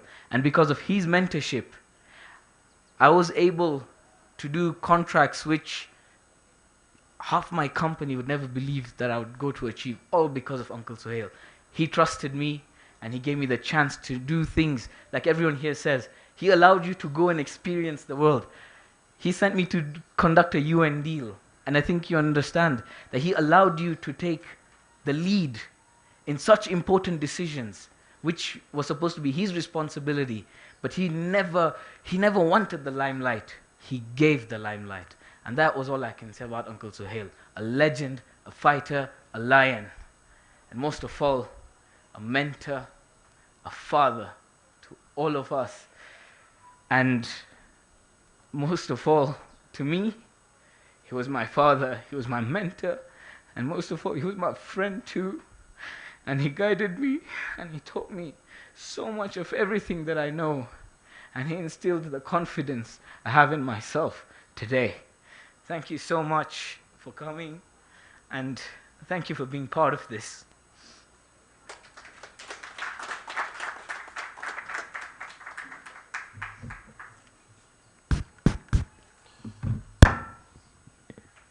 Thank you, Hamza. Indeed, he was a great man. Through his mentorship at Africa Online and the various,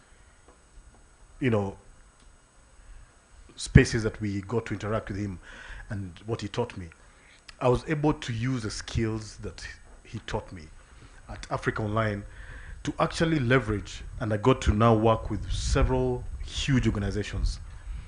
And the leveraging that I got at Africa Online and the input that I got from this great man called Suhayl enabled me to be able to actually be considered for various roles in organizations like Microsoft, like Oracle, like SAP, like IBM. And during those interviews, we always look back to what experience do you have? And I will always use Africa Online for one reason or the other. Because at Africa Online, he gave me the latitude to be head of sales, marketing, and customer service. And those lessons, that meant Vake, who wants to say a short something. Is it ready? Good morning, everyone. My name is Jay Varkey, and I was a colleague of Suhayl's at GEMS Education. Firstly, from my family, I want to give my deepest condolences to Suhayl's wife, his children. He was taken away from us too soon. He was such a positive, ambitious person, always keen to find solutions, and a wonderful man. One of the memories that stick quite close to my heart was when I turned 30. I wanted to donate libraries to underprivileged schools in Africa. And I had no idea how to do it. And the only person I called, and the first person I called was Suhayl. And straight away he jumped at it. He jumped at what I needed to do, figured it out and found a solution, and really supported me in that small venture that I want to do for my 30th. And that sort of character and personality you find very rarely nowadays. From my family to the Esmailjee family, again, our deepest condolences.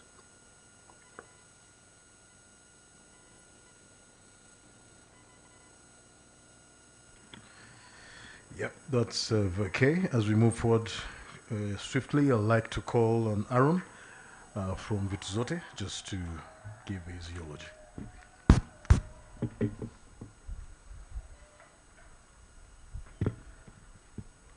Afternoon, all.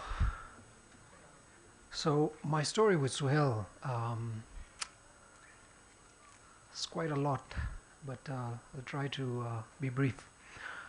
So I met Suhayl, coincidentally I was introduced to him by Ewan Fennell, the Jamaican. The Jamaican called me, I was living in the US, this is in the year 2010. And he said, I'm going to have a guy called Suhayl call you. And true to that, Suhayl called me on a Saturday, sometime in November of 2009, actually. He called me on Skype, and that's when I met Suhayl. I met Suhayl on Skype, and he still had a bit of some hair behind his ears. And he interviewed me with a gentleman called Charles Modama. Those of you in Zuku would remember him. So the job was customer service manager for Zuku, reporting to Suhayl. And they gave me the job on Skype. And then I came over. I moved back to Kenya in December of 2010. So I reported that January, and I met Suhayl at Ole Sereni for the first time. As I was reporting to work, Suhayl called me and said, come, let's have breakfast at Ole Sereni, which was right across from Zuku.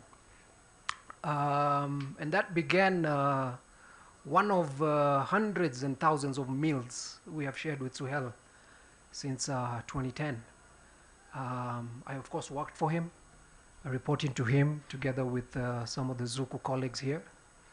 And that began many lessons, one of which is Suhayl really believed in people.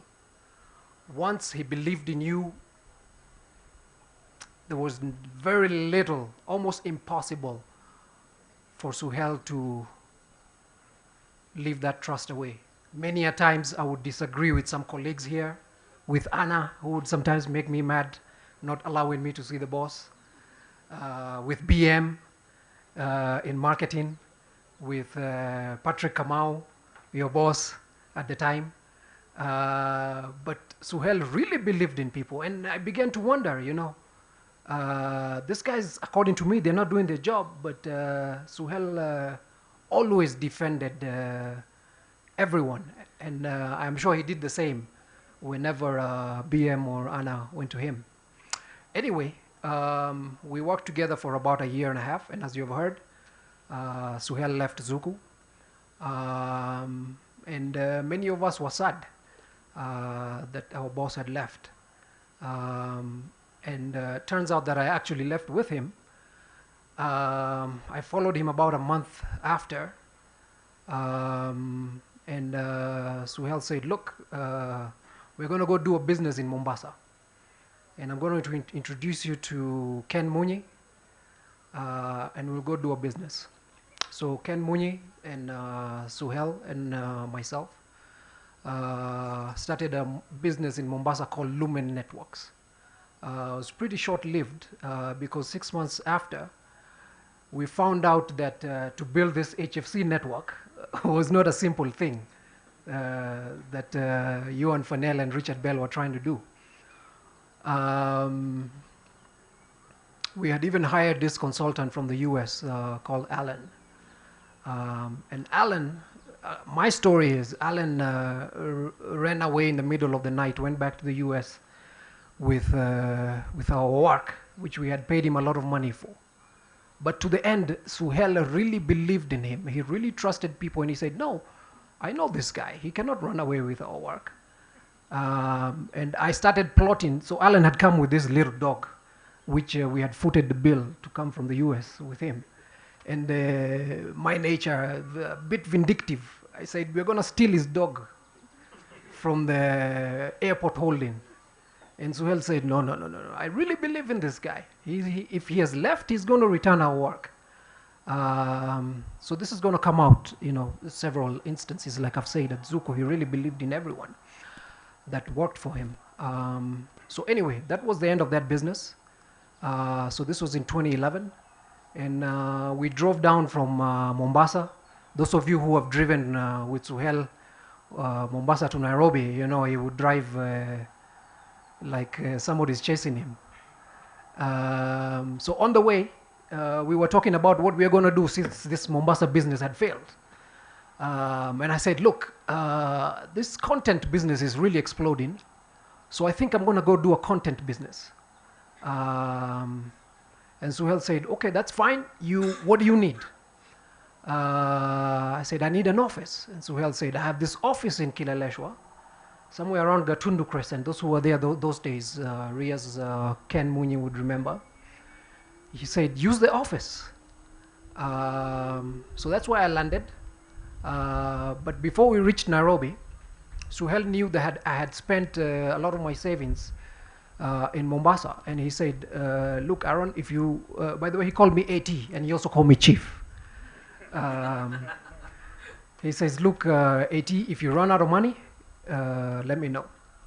So this will come out later. Anyway, I settled at Gatundu Crescent at his office, and I started to work from there. So he also had this other company called Zoom Networks, or Voom Networks. The technicians and PK would know. So I'd assist them a little bit there, but I was also running my content business there. True enough, I ran out of money, and I started to sell some of the furniture that I had bought or had come with from abroad. And at one time, Suhayl found out, and he said, look, sometimes when you're trying to make something work and you don't have money like rent, it interferes with your thinking. So he gave me a check of 90,000. He says, go pay your rent for 2 months and then think. You don't have the pressure of this.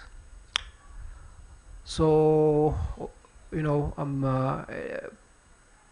amongst many things, I'm also grateful for that. But true enough, it gave me some time to think. And sometime around 2013, Riaz, who's not here, Riaz Bachani, is in Mombasa. He of course have very much wanted to be here. Started to talk about e-commerce. And we said, okay, who are we going to bring this in? Who else are we going to bring in? And Suhayl, was at the top of the list. And one time, at the time you guys were still living at City Park, I came to drop off something to Suhayl, and I told him, hey, by the way, Riaz and I are doing a business. And Suhayl only asked one question: what do you need? And I said, we need money. He didn't even know what the business was, because he was in a rush and I was in a rush. I think you guys were going somewhere. And he went back to the house and he came back with his credit card. And he says, Aaron, here's $3,000. Use it. Let me know about the business later. So he gave me $3,000. He didn't even know what the business was. About a month later, I started running his card. And we were buying product from Amazon just to test out the business, whether this would work. And Suhayl called me and said, hey, the bank is calling me. Did I give you my card? Right? He didn't know. I said, yes, you gave me your card and told me to use it. It's about that business that we talked about. He says, okay, I'll find out later. So Suhayl didn't even know about the business until about 2 or 3 months after. But of course, he became the chairman of our board together with Riaz and myself. He was, as has been said here, he was a great listener. He took time to really listen and come up with solutions. He was a problem solver. And he really connected people. I think even here today, he's still connecting us. So it was very instrumental to the growth of Vitu Zote through many nights, which I thank the family for allowing him. In the early, at least 1 year, we spent a lot of nights from our day jobs. I was still working at Zuku, Riaz too, and Suhayl was either at Gems or Ericsson. So we would meet at night and just crunch up the numbers and figure out how this is going to work. So he really gave a lot of time to us in trying to solve problems and in trying to connect us to different people. I'll just give a few examples of people who are here. I see Nicholas. Nicholas is a carpenter. He's the one raising his hand there. He connected him to us in maybe 2014 when we were doing our first shop at Sagret, right? Nicholas did it. And, there were conversations like, okay, what do we need? We need a carpenter. I know this guy called Nicholas. I see Nicholas here. Earlier this week, I received a couple of phone calls from customers who I've never even met. I think there might be one person here called Jiri Babu. Is he here? Nice to meet you. You see, Suhayl is still connecting us. So even up to today, everywhere Suhayl would go, he'd talk about, oh, there is this. If he found out that you were interested in, cooking or housewares, he'd really talk passionately about us. And Giri's, a good example there. There might be several others online. But he really connected. He really believed in people. He was a real problem solver. But above all, he really cared about his family. Every meeting always started with, how is your family? How is Riaz's family? How are the kids? How are the parents? And he really cared about you guys. He'd always talk passionately about what you guys are doing, whether it was madrasa or archery or camping, which he allowed us to share. But he also enjoyed his food a lot, his sushi, barbecue steak, aged meat. And he welcomed us to his house, your house. He welcomed me to his mother's house. And and his mother is like my mother. So I will greatly miss him. But there are all these lessons that he has shared with us that will live on, that I still see in you kids, and I know Riaz shares the same sentiments, if not more.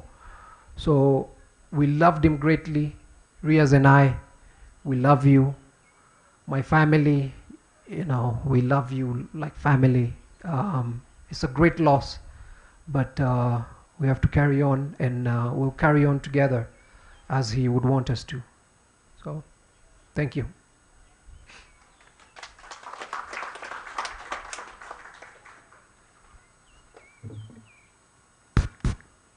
Thank you, Aaron. Sorry. Thank you, Aaron. How many of you shared a meal with Suhayl? Let me see. Just be bold and raise your hand. It's about everyone, right? Yeah, that was Suhayl. I remember one day he called me and said, Bocho, come to town. So I said, town? I mean, it was 7:30 p.m. Come with the kids. That time I was divorced and I was living with my children. And he told me, Bocho, come to town. So I said, where? I said, opposite Nakumat Lifestyle. There used to be a very nice restaurant. I don't know if you guys remember it, called Yemeni. You remember? You remember? So he called me and I was like, where is this? He said, Bocho, this food, I think even those guys, came are they here? Are they in this building? I think they came and settled. There was a branch they set up here, I think. But that day I've never eaten food like that. I mean, I'm a foodie. I love food. And so we connected even with Suhayl on that level. I mean, that day we ate some things, I've never eaten things like that. Some Yemeni food, some huge chapatis the size of an elephant's ear, tearing into that food, communally. It was an experience and a half. Do you guys remember, Adam? Sana and, so it was an amazing time. And I also remember a time that, Suhayl was a junkie. He loved speed, driving. So one day we went from here to Mombasa, and he made me speak languages I haven't spoken. And when he reached Mombasa, I think he had a friend who was a baker. Exact. So we went and ate that bread. Let me tell you, a bread. I still remember that bread. So and then we visited some guy, somebody of his. I can't remember. He had glasses in Nyali. I can't remember his name very well. And then he said, "Let's go to Taita." Is it called Taita Hills? Yes, Taita Hills. He loved Taita Hills. So I told him, this time, let me drive. Now, right now we're a bit old, okay? Those days, 16, 17 years ago, we were speed junkies. And what Suhayl did for me down to Mombasa, I repaid him when going to Taita Hills. Let me tell you, how many of you had Suhayl scream? He never used to express himself that way. I had Suhayl scream. I was so happy. He was holding the top of the car, his legs on the dashboard. I mean, he was even wanting to go back on the back seat, and I was having a time of my life, both on the highway and then when we went off-road. I was bouncing him all over the place. And when he reached, he looked at me and just ran into the wilderness. I mean, we had fun with this guy. He was an amazing guy, a fun feel. Let's always remember to have fun in life. Those memories are priceless. I'd like to call Tony Mbote from Capcom. Come and talk to us. Thank you, everybody. First, let me acknowledge Suhayl's, the late Suhayl's family. Sarah, Sana, Sabiha, and Adam. And not to forget Mzee, Suhayl's father-in-law, Dr. Mustafa Kamani. Thank you very much for being here with us. And please accept my condolence on behalf of the whole of the Capcom team. I've heard so much about Suhayl's career, very impressive, and even the way you have articulated yourself has been very, very detailed. And you actually went out to describe the person in Suhayl. Thank you very much, all of you. Africa Online, Wananchi, and the videos that we've seen, thank you very much. That's very eloquent speaking.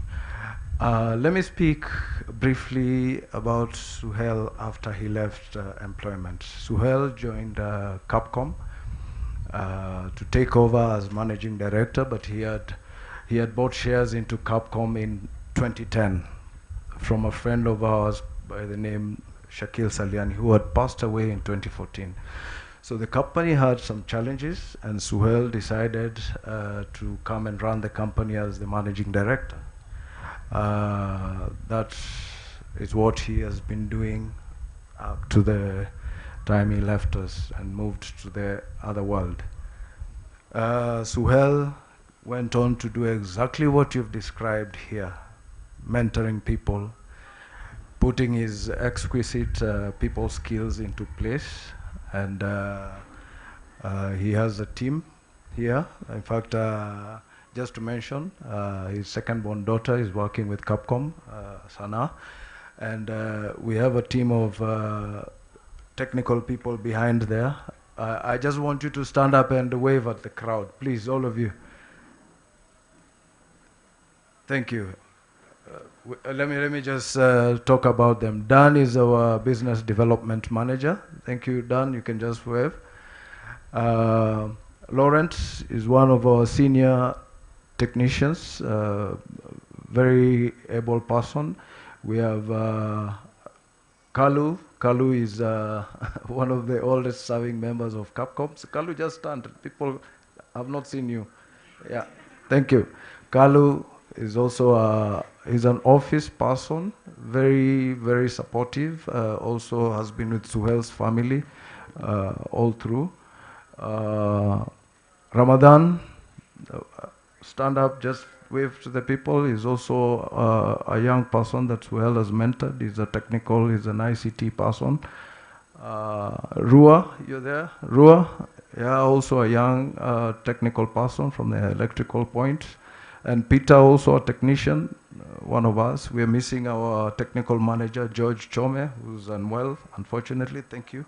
Thank you, Tim. So that's what Suhayl has been doing. He's embarked on a serious mission to put up this company, to bring it back on its to survival. It was actually in 2018, the company was doing very badly, actually at the verge of closure.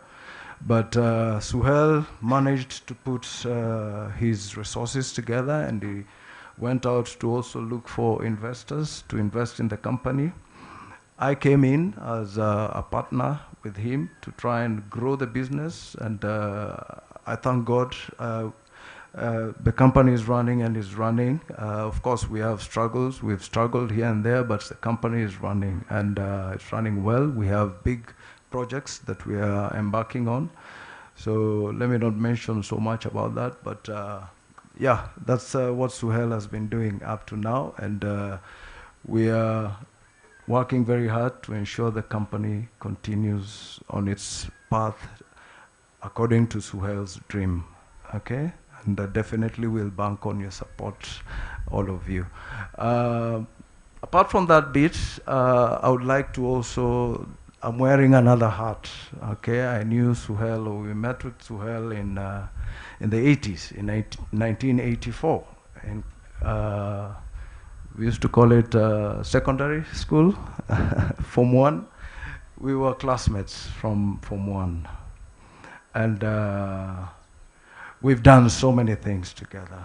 We've traveled through school, through academics.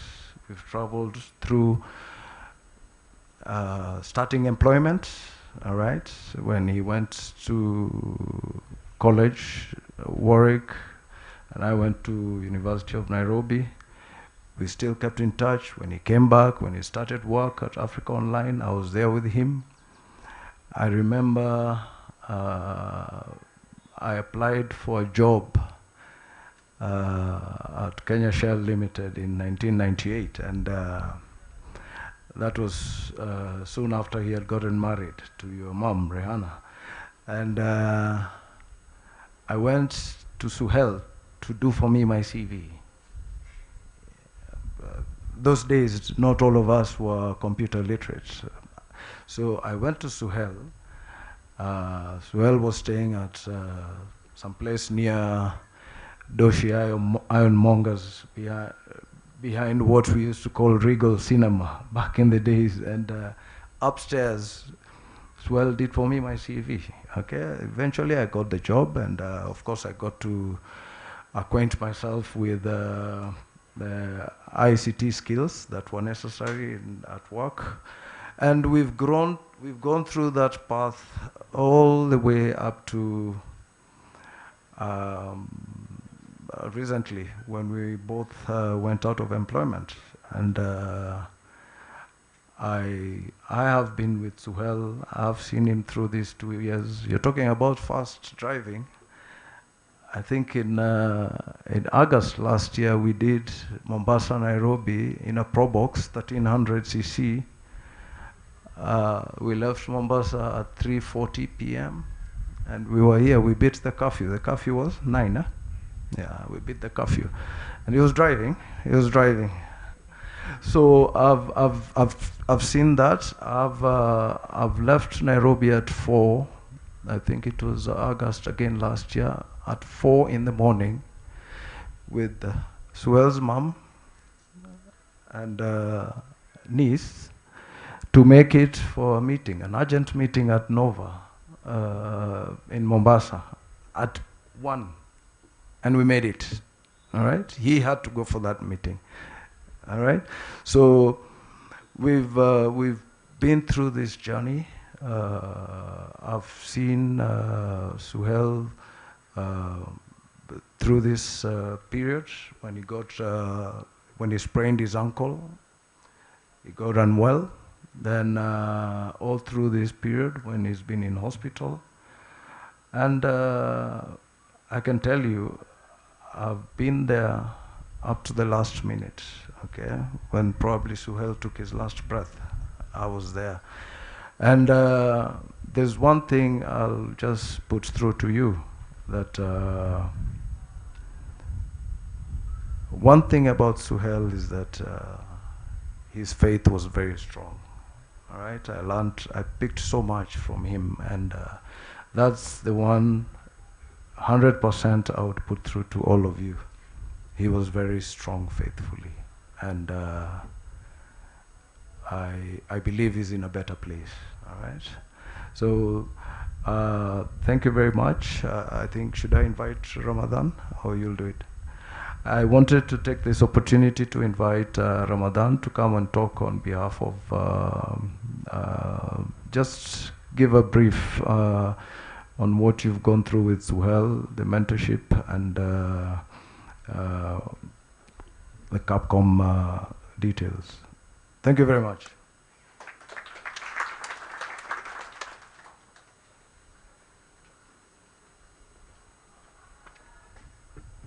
Good evening, everyone. Okay, actually, thanks for the invite, Tony.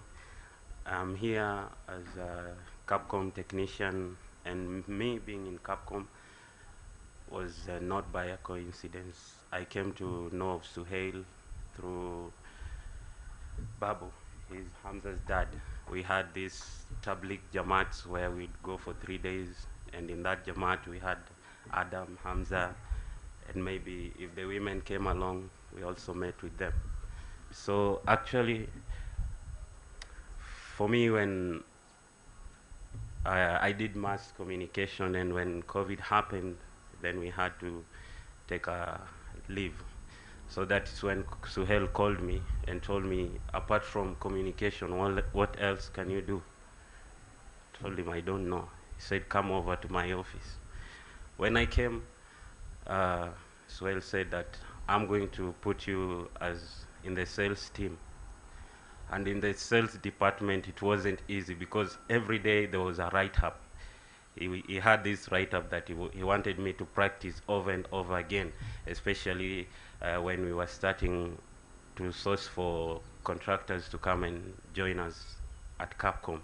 So I remember he told me, Ramadan, you'll be doing cold calling. I didn't know what cold calling was, and he said, you will do.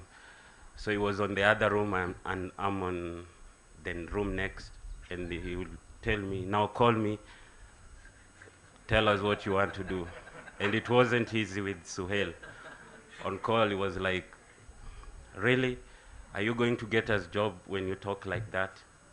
And it was a series of practice until one day I nailed it.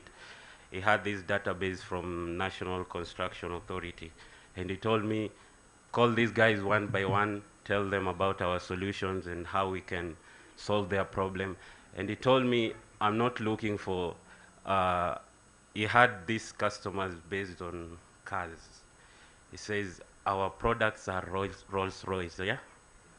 So I had to do it. Then I remember there was this gentleman called Giri Babu. I had just got his name on the database, so I called him and was like, hey, how did you get my number? So he was so strict. Then, of course, I couldn't explain how I got his number and whatever. Then I just went straight to the point. I told him, on the database, we see you have some construction going on and blah, blah, blah. So later on, he listened to me and he told me, call me after 2 weeks. That was a breakthrough for me. So I went to Suhayl. I told him, I met this guy called Giri Babu, blah, blah, blah. And he said, I'll pick it from there. So after that, he followed up with Giri Babu until the deal was closed, and Giri Babu gave us some job. And I'm really proud for that, because that was a stepping stone to me. And on the technical team, we've had our own share issues with Suhayl. As you can see, the technical department at Capcom consists of young men, the ones who are standing behind you guys. So we had an issue of communication, because Suhayl wanted you to explain issues articulately, like you're explaining to that small kid until he understands. So we've always had this problem. So every now and then, every project that we did, Suhayl created a WhatsApp group. And he was so particular about this group that each and every day, every technician had to update a status report, failure to which he'd call you. And when he calls you, the calls were never, okay. But all in all, everybody learned. I remember some of our technicians, because Suhayl had this issue. If he's talking to you in English, you reply in English. If he's talking to you in Swahili, you reply in Swahili. So some of our technicians would come. We practice before. So actually, we have so much moments with Suhayl, and particularly for me, since we met in these Tabligh Jamaats, and every day he would tell me, Ramadan, next week we need to go for 3 days. That day comes, we don't go, and it was like, I know Babu will be so mad with us. And so every day, and we had this occasion that we had with Adam, and we prepared some meals that Adam never forgot. So every day we met was like, Adam really needs you to come and cook that food that we did at somewhere in Kambani. So actually for me, it was a great moment, and to the technicians behind me, they also share the same sentiment, and we hope as a team we'll continue with the same spirit and make sure that Capcom is at par, that standard that Suhayl really wanted. Thank you.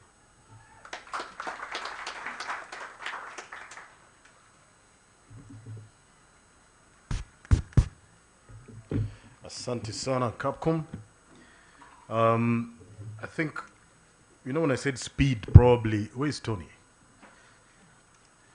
Guys, how long is it from Nairobi to Mombasa? How long does it take? 8 hours. 8 hours, right? So where's Tony?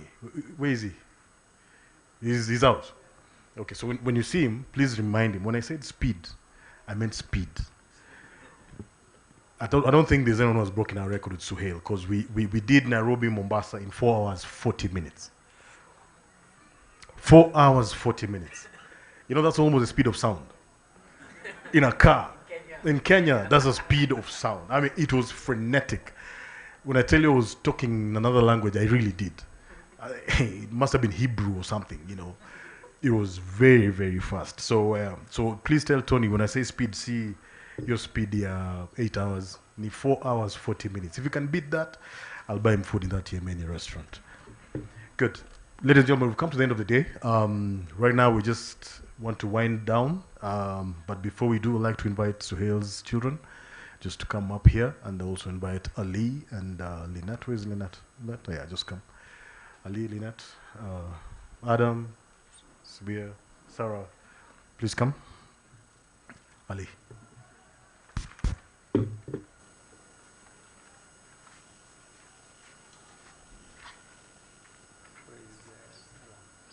And also Dr. Kamani to just come.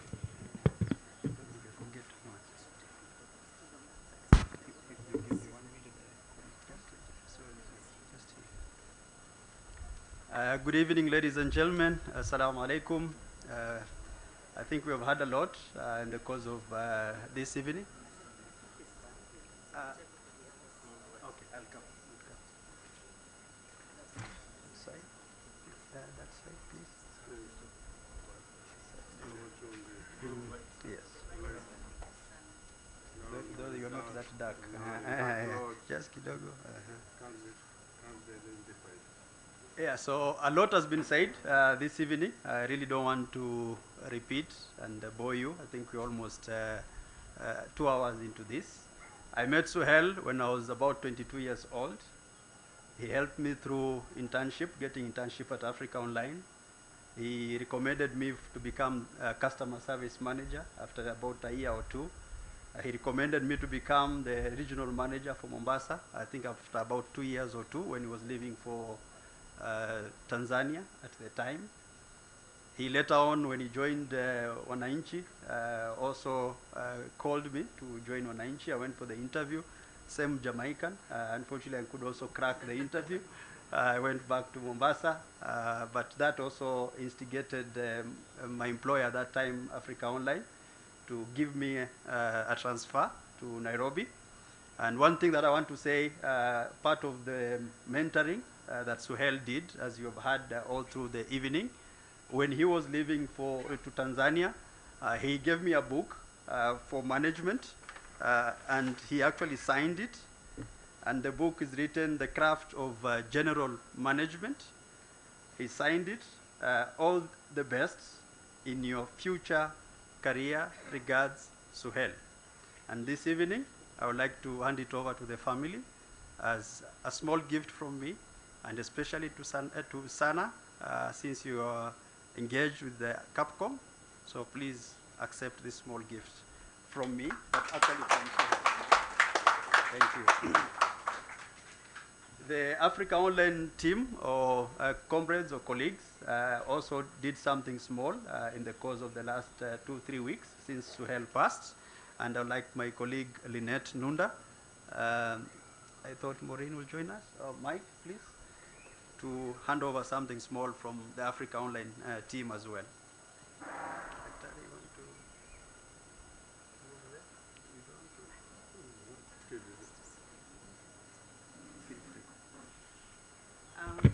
Good evening, team. It's a tough moment, especially for me to stand here. I knew Suhayl when I got employed in Mombasa, Africa Online, in 2007. I wasn't very sure that I was going to get a job after my probation period, because Mr. Suhayl called, and I picked the call, and I said, "Welcome to Africa Online," and I said out my name. And later, Mr. Bofulo comes and tells me, "Do you know, you picked up a call from Mr. Suhayl, the general manager." And I freaked out because I wasn't very sure whether I had a job or not. 3 days down the line, Mr. Ali calls me to his office and he tells me, "Lynette, you have the job." Mr. Suhayl says, "That was a well done job and keep up the standards." And as everybody else has said, Mr. Suhayl believed in everyone. He wanted the best for everyone. In 2016, I got poached out of Africa Online, no, from Malt Choice by Mr. Flavor and Mr. Suhayl, and I was thrown to the deep end. and I did my job. That's the man we're eulogizing this evening. May God bless you. Keep up his work. He's smiling up from heaven, watching over you. Do the best. Make him proud wherever you go. As Mr. Bofulo said, Africa Online team members came on board. They did a small contribution. I have a contribution of 106,000 for you guys towards your education. We'll keep holding all of you in our prayers. Our regards to your mom and condolences as well. I'll give the cash to my colleague, Mike, to do the presentation. Thank you.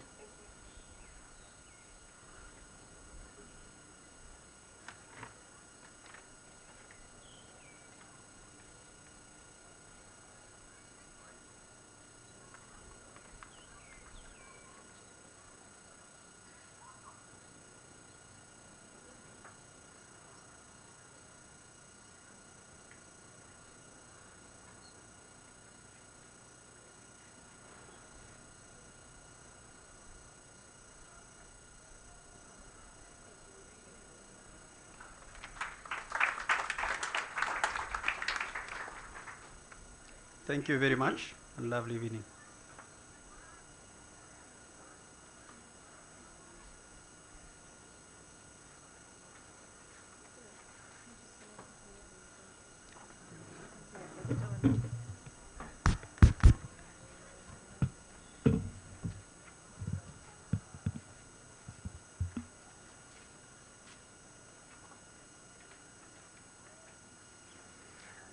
So hi everyone, you probably know me, Sana, Suhayl's second born, you already know this, and I also work at Capcom.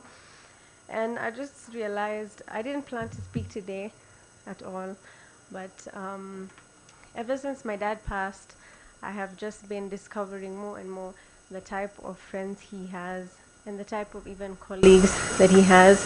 And the fact that they're even benefiting us now after his demise is just amazing, because I don't know if I have friends like that, and I didn't know that friendship extended to that, went to that extent.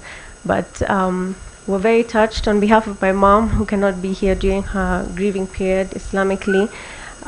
She's very grateful for all of your support. I think somebody mentioned to me a week after he passed that you had one dad, now you have 10. And it really touched me, and I can see more than 10 father figures in this room. So on behalf of my siblings and my mom, I wanted to say thank you. And a more special thanks, an extra special thanks to the people who came together to actually organize this event. It's not hosted by us, by Suhayl's family, but by certain people like Zainab, Uncle Aaron, Auntie Zainab, sorry, Uncle Aaron, Uncle Ali, Uncle Tony, Uncle Ken, Uncle Riaz, Alia, and I feel like I've forgotten someone, but I'm sorry. But yeah, Uncle Flavor, Uncle Flavor, yeah, and the people who just organized this event, because it was very nice to bring people from my dad's professional life and also see that side of them and how they interacted with him on a very individual and personal level, and it just makes us feel very comforted. So thank you.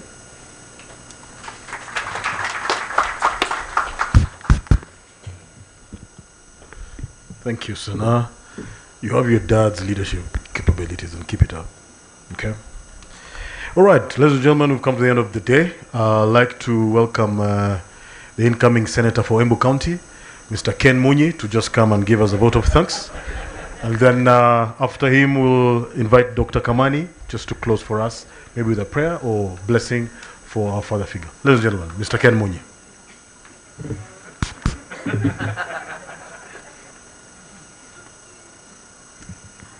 Good evening.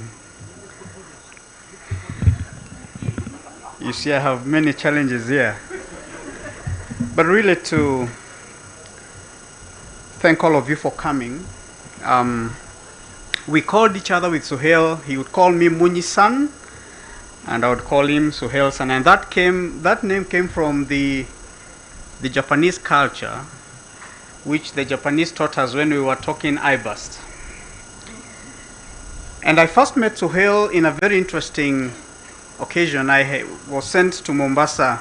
Then we were doing a restructuring in Mombasa, and Suhayl had retrenched himself. So he was restructuring the business, and he gave his name as those people, one of those people that should actually leave the business. And I went to, sort out a few things and take stock, etc. And I was very touched by this man who would restructure the business, and instead of actually putting out the names of other people, put out his own name and say, I don't think the business now needs me. Our paths then crossed in Dar es Salaam. I had gone for a short audit, and I think Suhayl had schemed to keep me there. And before I finished my work, I just discovered I had been replaced in Nairobi. And that began a journey with Suhayl in Dar es Salaam. We was together for about 2.5 years. He left me there, came back to Nairobi, and we kept in touch, and our friendship and relationship continued. I come to mourn a visionary. I do recall when we were in Dar es Salaam, Suhayl being very passionate about the network we could build. Some of you may not know, but Commander may know that when Suhayl was sent to Dar es Salaam, the business in Tanzania was on its deathbed. Literally, it was the last stroke. And he rescued that business because of his acumen, because of his visionary sense. With him, we were able to actually close. Suhayl closed the biggest deal in the group then from Dar es Salaam. That was the man. That was Galileo. Some of you may remember that. We built the first WiMAX network. Those days we were talking fiber, wireless. Before Aaron and him confused me with fiber, we were talking wireless. And the first network in the group, Suhayl, being a visionary, oversaw that project. What a man that we come here to remember.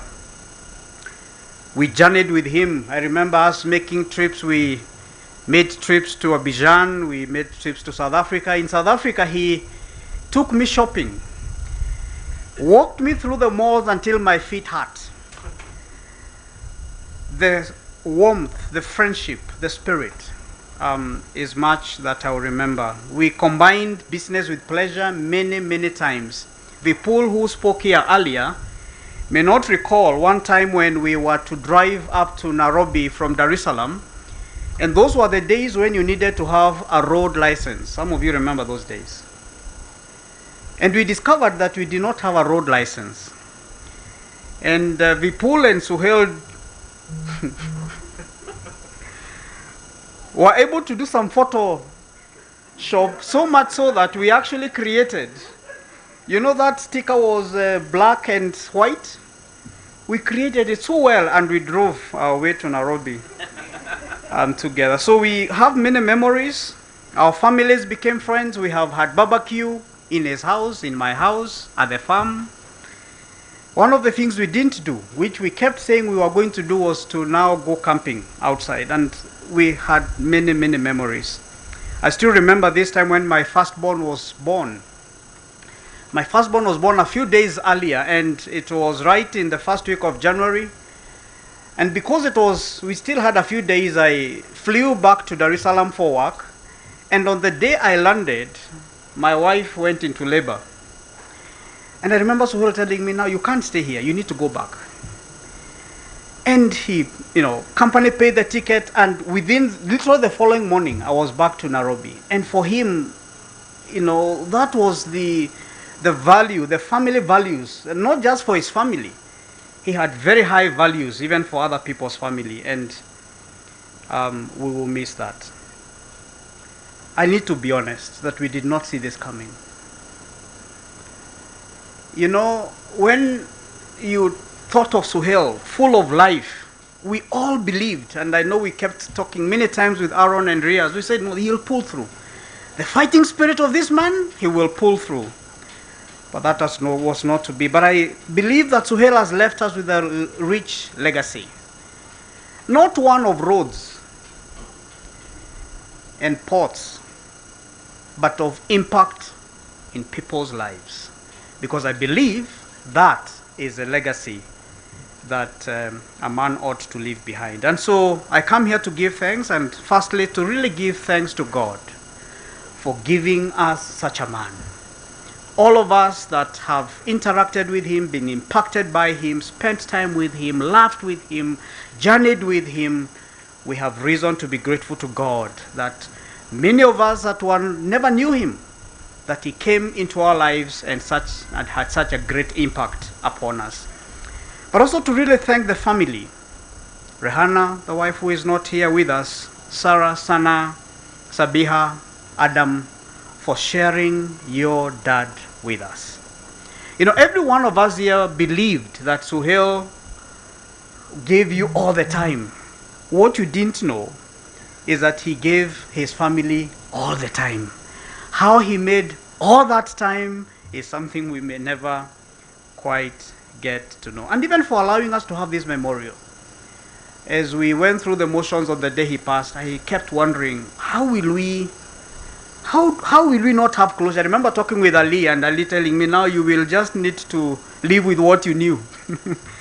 But that you allowed us to gather again as friends is indeed a great honor. To the doctors in MP Shah Hospital, but we also know of doctors many other places, the medical team there, the specialists who looked after him, we are grateful. Particularly, the particular doctor, and I don't have the name, who even waived the bill, who kept seeing him every other day. We are grateful. What's the name? Soatenas. Soate Das. Thank you so much. Thank you to Dr. Adil and other doctors, some even out of the country, who rendered their expertise, their input in ensuring that Suhayl got the best possible care. And to confirm to us that in as far as medical expertise was concerned, in as far as every possible intervention was concerned, the family, the friends spared no effort. And for all of them, we are grateful. I want to really thank Aaron and Riaz and Tony. These gentlemen, perhaps more than many other people, stood so close and walked so close with Suhayl and with his family on those final days. Thank you, Zainab, who's chosen to stay right in the back bench right there. We feel your encouragement, we feel your input, we feel your leadership, and she has played roles in many different ways, but she prefers, as you can see. And Zainab, you can just wave at us. As you see where she's standing right here today. Thank you so much for being such a support, for being such an anchor for this family, and really seeing us up to this place where we are today. I want to thank all of you colleagues of Suhayl, partners, mentees, with whom Suhayl engaged, shared his life, impacted, but was also impacted by you. Thank you for being there for him. Thank you for giving him reason to smile. Some of you gave him a reason to show up for work. Some of you encouraged him during his times of when he had his own challenges. Thank you for being there. And for all of you that came here today, those that logged in online, asante sana for your time, for your prayers, for your tributes, for your gifts, for your kind thoughts. We are grateful. To the flavor, to the flavor. Indeed, to the flavor who was the MC today. Thank you, Flavor. And despite classifying me into a category that I do not desire to be part of, we'll take that offline. But thank you so much for leading us so well today. We are indebted to you. To the hosts, Jeffrey, that allowed us to have this occasion, we are grateful. Now, if you have not said anything, I want you to know that we appreciate you. May God bless you for coming. Please do take our sincere regards to your loved ones after this. Asante sana. Thank you and God bless you. Let me invite Dr. Mustafa to come and bid us bye-bye, say the prayers, and then after that we'll all be welcome to share a small meal, some biting before we depart. Asante.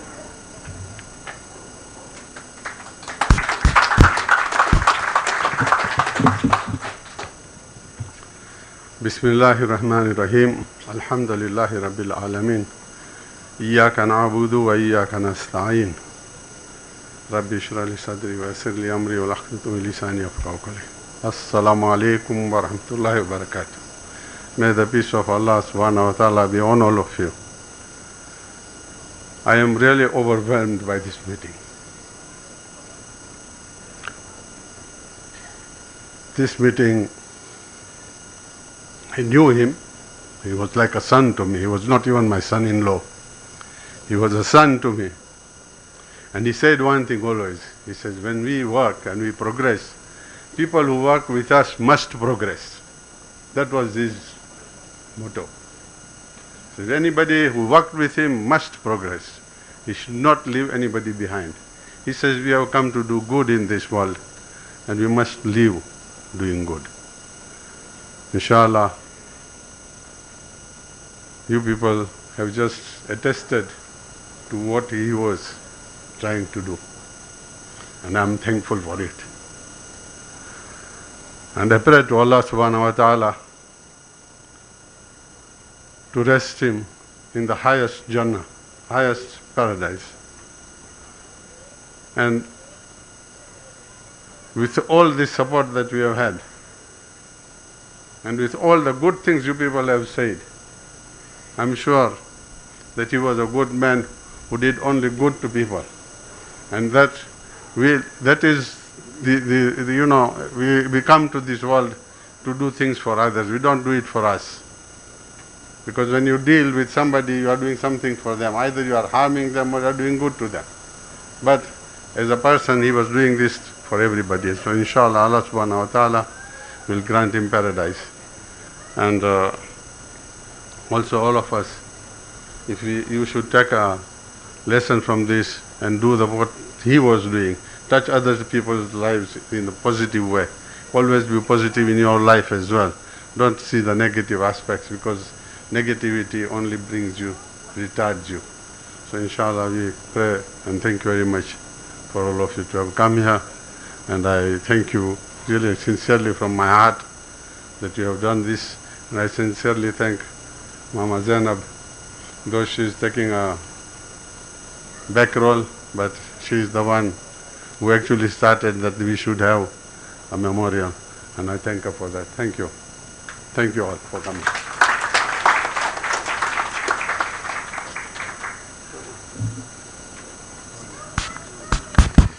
All right, ladies and gentlemen, thank you so much for your time. And we'll just like to share a biting before you leave. On your way out, greet someone that you don't know, and those you know. Share some remembrance of Suhayl and what you've been up to as well. And thank you so much again for coming. And may God bless you until we meet again. Good night. Karibuni, the food is in this room right here. Through Ali. Yeah.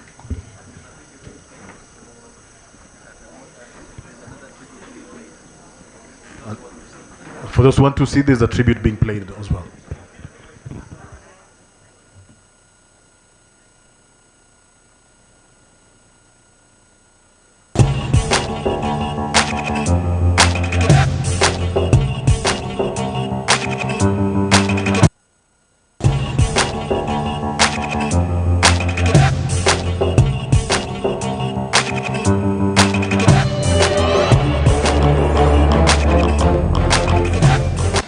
Hey, good afternoon and welcome to a tribute to Suhayl Esmailjee, and we are remembering the Mombasa years.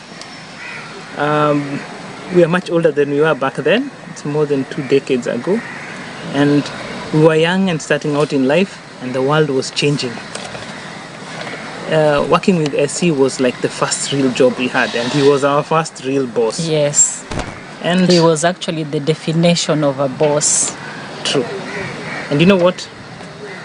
Today we look back with gratitude because we worked with a giant maker. My name is Louis Murebi Njoka. Started in Malindi and went down to Mombasa up to network engineer. So this is Nancy Wanjui. And at the time when I was at Africa Online, at the time of Suhayl, he actually got to see me as the girl, the spinster, then see me on my wedding day. So it's a journey that we've had together. Okay. Yeah. Yeah, this is a very hard part for us because we really knew him and we loved him, and we are speaking for a very big group of people. A major loss indeed. Yeah. First and foremost, I want to cover an area where we all agreed that Suhayl embodied the modern term, it is what it is. He had the strength of conviction. He believed in best practices, best principles, the best in class. He was just everything best. And this he embodied all through. It is what it is. True. Yes. True. You know, out of just the listening, it wasn't just listening for purposes of listening, but he would go further, look at what it is that could be done much more to attain better objectives, better goals, and make us better people. So out of that, he helped build. Yes. Yeah, builded. He builded our characters, yes, as he was quite a man of character. And if he saw we had anything in need, in want, be it customer care, he would not just leave it at that. He would go ahead and reprimand us. Yes. Oh, by the way, and also encourage us, advise us, and through a lot of trainings, we were able to get empowered. I remember the famous 5-minute meetings at the door, where you just open the door a crack and you just say, Suhayl, I have a question. And you'd be like, okay, 5 minutes. And you just go off and say this and this and this, and he'd answer back immediately.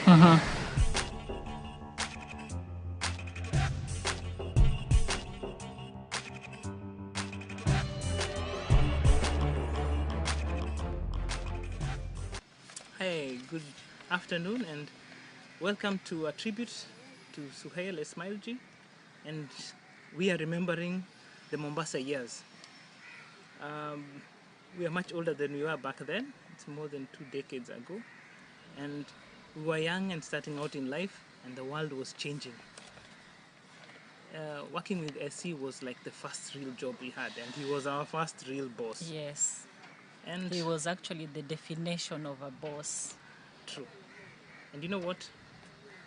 Today we look back with gratitude because we worked with a giant maker. My name is Louis Murebi Njoka.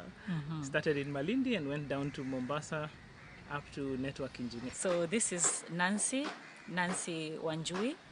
And at the time when I was at Africa Online, at the time of Suhayl, he actually got to see me as the girl, the spinster, then see me on my wedding day. So it's a journey that we've had together.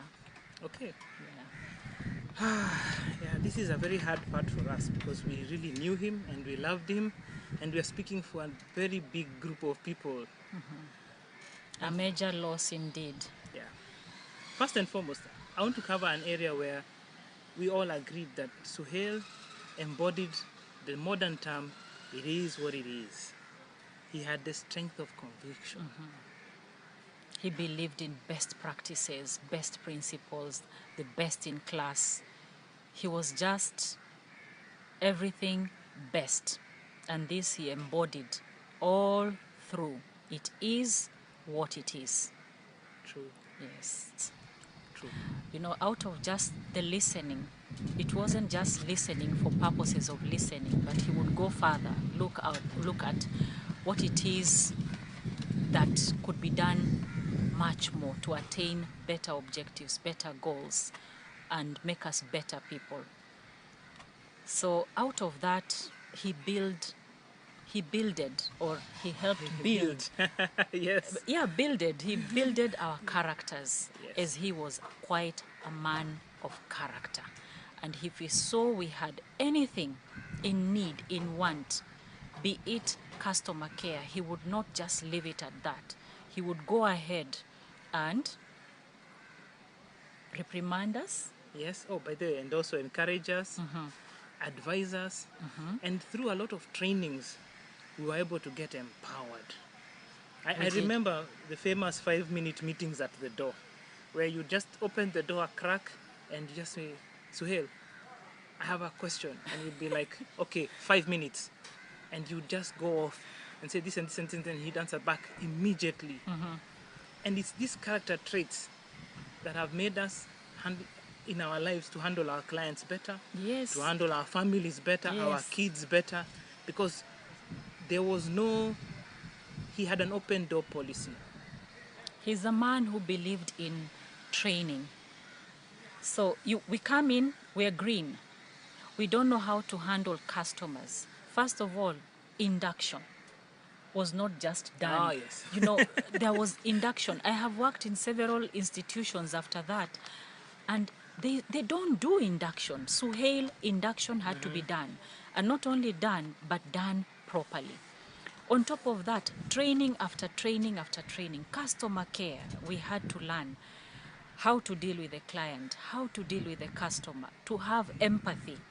And do you know what? That empathy does not end, has never ended with the with the client. It's actually empathy even with the customer, Yes. Your husband, your children. Yes. He made us he made us know that it's not only the client who is your customer. He was our customer. We were his customer. Our kids are our customers. Our kids are our customers. So he made work, and not only work, what we learned become part of our lives. Yeah, we carried work home, not in the form of suitcases and laptops, that extra work that you carry home. We carried work home, being the experience, the good experience that we had. And that's why even today, here we are, yes, together to remember him. 23 years down the road. Yeah, to just remember him. And we were just saying we talk about demise as a loss, but this particular one is a loss. A big loss. If you can look for the biggest of the bold, the font size, underline, and make it color red, italics, whatever, it's really a major loss. But it's because of that man of character that he was, the man that he shaped us to be, at work, at home, amongst ourselves. True. Beautiful. Through all the trainings, customer care training, tech support training.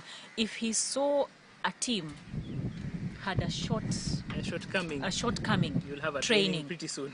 He designs up a training. Yeah. ASAP. ASAP. ASAP. It was ASAP. Yes. Suhayl gave more than his time. He gave his money, he gave his car, he gave us rooms to sleep in when he needed hosting. He gave himself and he invested. In fact, in some of the tributes on the WhatsApp group, he gave books. Yes. I wish he gave me a book, like even how to wash the baby. No, he gave me a book for sales.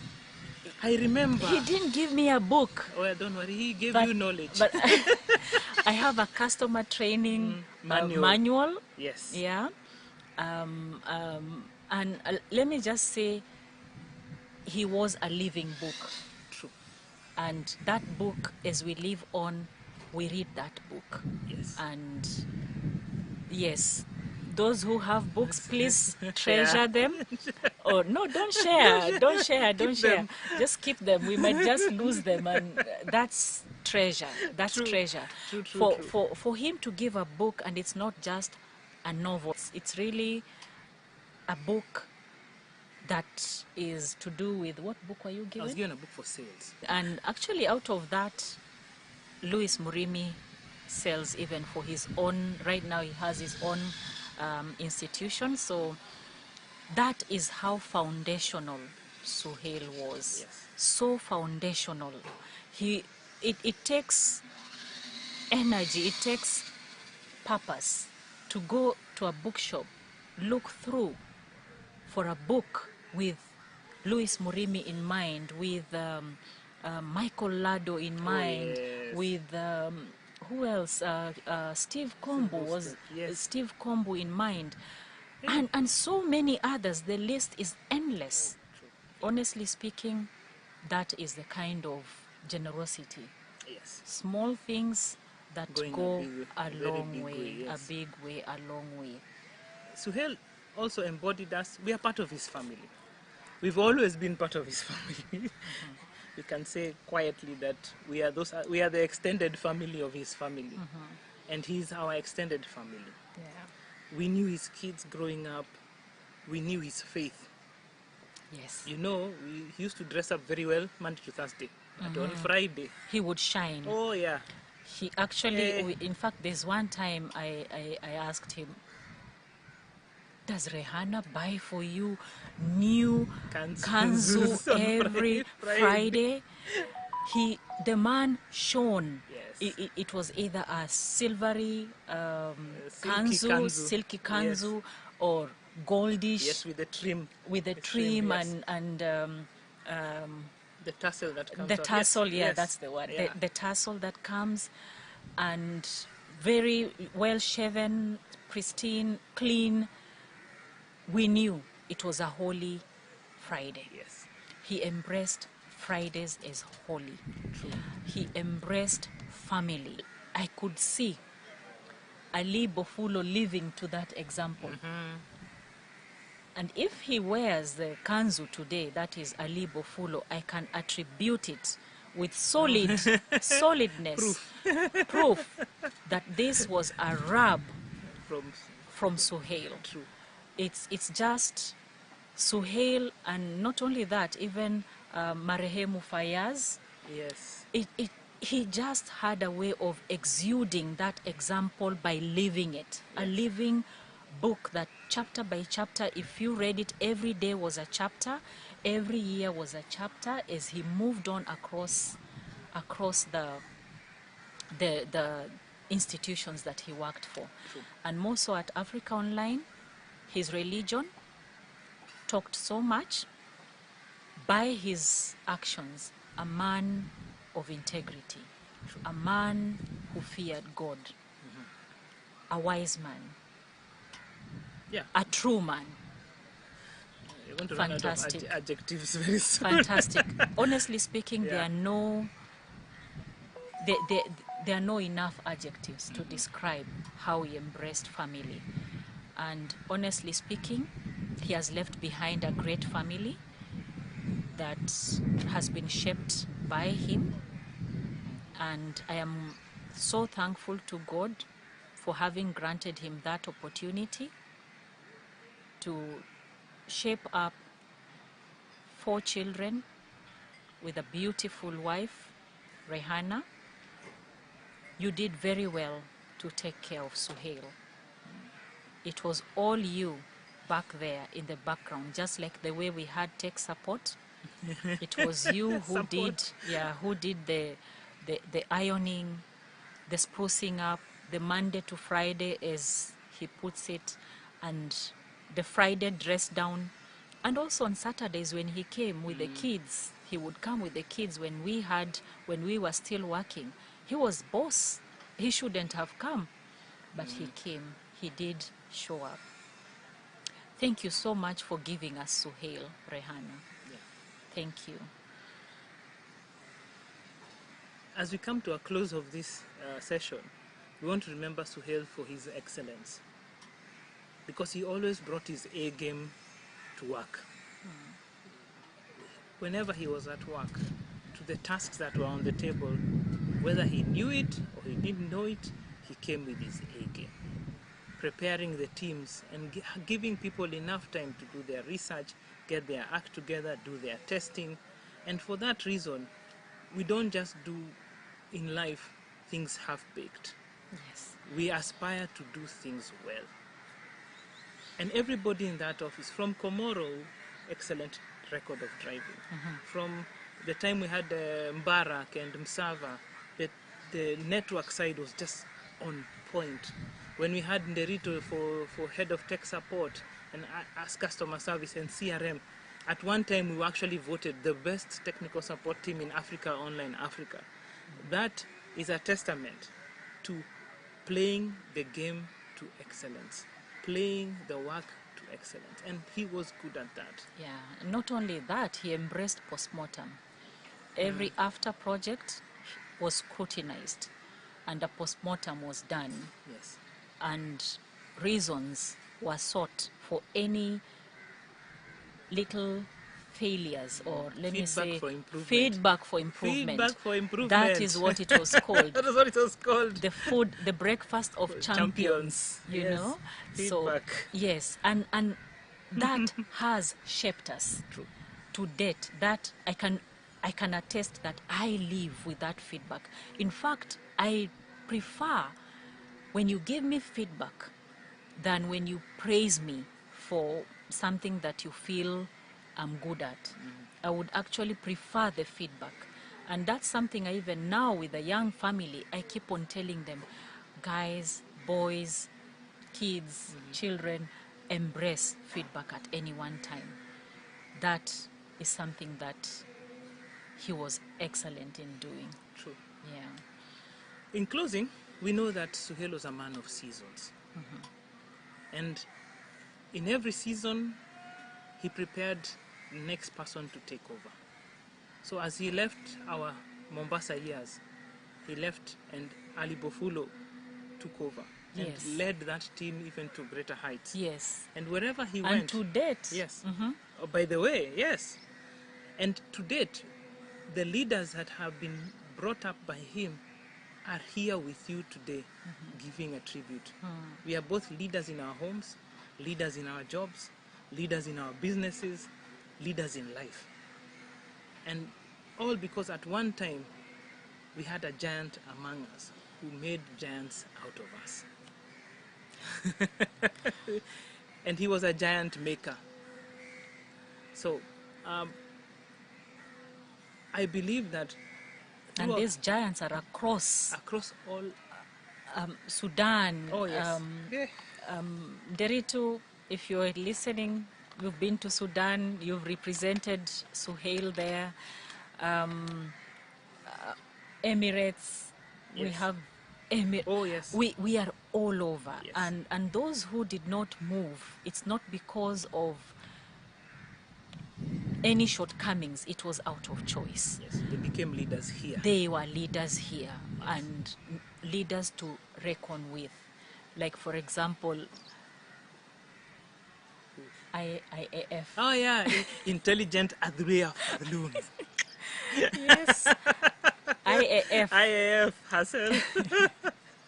has been there with the transitioning from Mombasa to Nairobi to highway, and and still is there. That and until just recently, I understand so. So such is the icons that Suhayl mentored, and we are very, very grateful to have had him rub that mentorship. Nancy, you have something to say. Okay, what I can say is to Rihanna, and most of all to the children, it's a